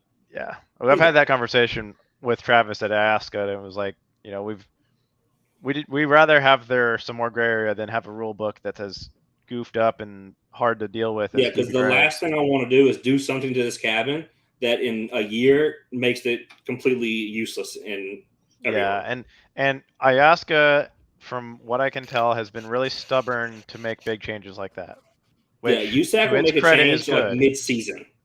Yeah, no, Yeah, I've been struggling about changing our no wall rule for the longest time because, like I was saying earlier, that whole 25 inches measured from the floor goes against like every other org who measures from the roof, and so people struggle with that all the time. And I mean, like you said, in a Tahoe, 24 inches, the tie's like the top of the back seat. Yeah, I brought that up. I think it's 12 inches, right, in most of the orgs from the roof. 12 or 13, yeah, from the roof. Yeah, that honestly, if you convince Travis to change that, that's probably a good rule. That just makes it universal. Why doesn't everybody else change to the 25-inch rule? Because everybody. Okay, this is what I'm getting to. So this is Travis's argument. He says, you know, and it makes good sense. He's saying, okay, if we see other organizations going through their ebbs and flows, and maybe they're not as popular anymore, and say IASCA becomes the primary somehow, right? We continue doing this work through the next several years, get more judges, blah blah blah. Yeah. Why would we bend our rules to make them the same as others if we're trying to just be our own thing? If we're gonna be the predominant one someday, if that's our vision, then why should we change to them? Right? Yeah, people should change to us. Well, 25-inch limit makes it so that the the volume of Of the box boxes size the is a same. little Is more somewhat fair limited. deal, It's right? just- If right. if Yeah. you roll into Well, the lanes with a Subaru wagon and you're only working, 30, 39 inches of vertical thing, and you get a box that's 25 inches tall, it's like close to shit to the roof. But then in a Tahoe, it's then Right. the box size becomes a little bit more similar. And Well, and then the makes it a other little more thing competitive. is, I mean, I don't know. I'm Right, trying I I'm agree, trying I to be agree. an No. advocate for why Yeah. that makes sense. the other thing was I was think that keeping the rule would be simple, better that because way. it's really easy to just say, okay, measure from the floor up. But if you read the DB drag rule, It's the very, lowest point of the headliner down or something but like there's that. exceptions, like that they show you how to measure at what point of the headliner and how that geometry works, and then like the rule just is expanded like way All more so that than so our that single line people that just says overseas can 25 still inches. cheat. What a shame. Right, Yeah. a floor is flat and a headliner is all kinds of in a Tahoe. Yeah, it's so all the DB drag rule and they go, you is measure actually from the tougher to deal highest with. spot of the headliner to the highest to the spot directly under it on the box, and you're up there with a fucking tape measure. Whereas if you just went up and measured somebody's box and you were like, it's too tall. Yeah, That well, makes I it- think they it's judge simple. it on the surround too. It's not even the box. So Yeah, so it's any And equipment. I It's asked just the her, highest is it- point of the enclosure. Yep. Right. and I And- asked, is it just the box or is it 25 inches to the top of the surround? It's the surround included, and then people will Okay. put stuff on like pedestals. Like, so the one that messes people up a lot is if they have like a C pillar or a B pillar build, like no wall, and the box sits in the cargo area, but then in the front portion, it's where your seat was. Yeah, Well, now that drops down, and the people have platform. equipment Now that's down the there. floor. That becomes the floor. So that Ah. 25 inches gets blown really easy, and the Well, people the struggle with USAC's that one. no wall is like that too. So it's Yep. Oh, fuck. 12 I inches to didn't the think roof about or that. 30 inches total enclosure. So Okay. Tyler's Right. enclosure in his crew cab we built, it was like 24 inches from the roof, but the enclosure with the stand was 29.75. It was So- super close. I mean, the truck was never competitively loud. Did a 61 in like a weekend build we did, but I didn't think about that though with the Just floor. a because 61. all the Tahoes do that shit. 60s are easy, man. 60s are easy in USAC. Doors open. Yeah. Yeah. 60s are easy peasy. 60 seems easy now for everybody, pretty much. I see a bunch of walls that don't do 60s that should do 60s. You'd be surprised. I don't have as many around here as I would like. As far as competitors. but like around here, dude, it's. I'm not gonna say it's common, but there's two in my driveway. And then Tyler's you no laughing wall was like right over there. Jordan Acosta's 170 was like down there. The first 160 trunk ever was done 20 minutes from the house. Like there's some loud guys around here. Yeah. Mhm. Much louder than the California folk. Yeah, Louisiana's loud, bro. I mean, we're dumb, but we're loud. That's all we got. That's all we We're got. all dumb. Everybody's dumb. Remember that was the well, one thing that we all agree on, right? Have you competed in drag a lot? Originally I did when I started. Okay, how come vehicles come from like Russia and Brazil and then lose DB when they get to the U.S.? What's up with that? Inflation. Okay, Don't I was wondering. I was wondering what was up. It was I don't weird. know. Like they come here, they lose 6 DB, and then they leave again and gain 2 DB in a month and a half without changing anything. Yeah. I don't know what I don't know. happened. Who are you talking about, Drew? Any Russian vehicle that has come from Russia has never done the scores they did in Russia ever. Period. Because Flat. I mean, Which it's- vehicles have came from Russia? Any of the Alphard builds that are extreme, they all came from Russia originally. They're all built in Russia and sent over here. Which it ones? might be something to do with the way they're judging and metering there. You But it's think? drag. It should be the exact same. I don't do anything with drag, so I have no opinion on that. Yep. So same thing with that. The guy doing a 185 now. When his vehicle left the U.S., it gained a DB and a half to 2 DB in 2 months. Didn't change anything. I don't know who you're talking about. I wish I did. Oh, what the fuck is his name? Is it Alan Dante? Ellen. Alan yeah. Dante. He wasn't Yeah. in His the U.S. build though. was never in the U.S. Yeah, it Yeah, was. this build's never been in the U.S. His When? build is in He's in Brazil. South America. It is now? Brazil. I'm telling you, it was here.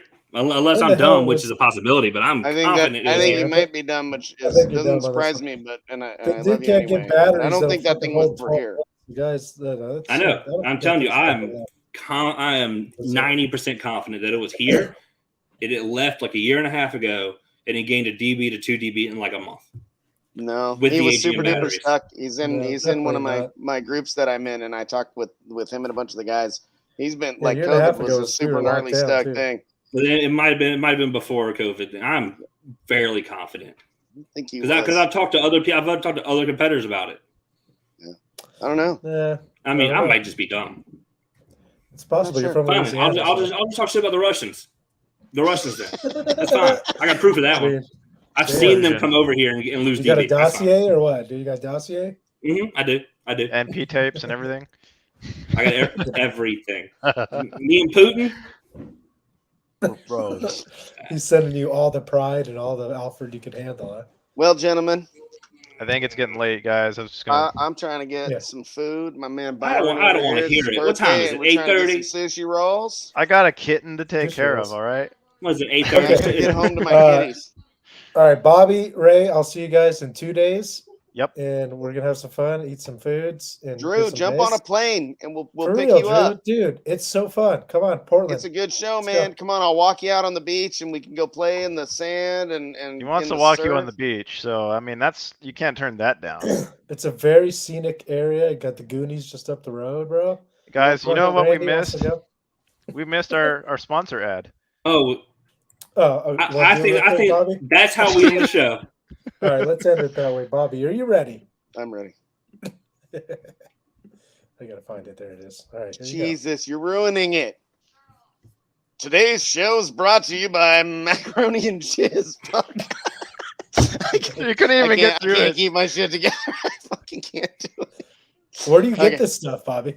What's Can you that? tell our viewers? Where do you pick this stuff up at? GatelyAudio.com.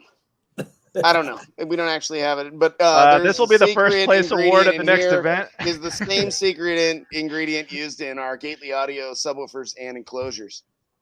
That's how you get them so clear, so sticky. That makes sense. This is what I'm going to feed Byron for his birthday dinner. It's just sushi rolls coming up. All right, This is a boys. special sauce. All right, All right, thank kids. I love you again. guys. Be good. I will look forward to Later. seeing you guys in a couple days. Drew, I'm going to call you tomorrow, and I'm going to try to peer pressure you into jumping on a plane. So there's that. I mean, Yep. that sounds expensive, bro. I'm poor. I don't know what you're talking about. No, I bet You it ain't can going to be ride that with bad. us. I bet we can figure it out. We can Southwest your ass for $49 each way or some shit. We're going to find a way. Maybe I it's live in the 99 now. boonies. I don't know. All right, guys. All right, Later. guys. Later.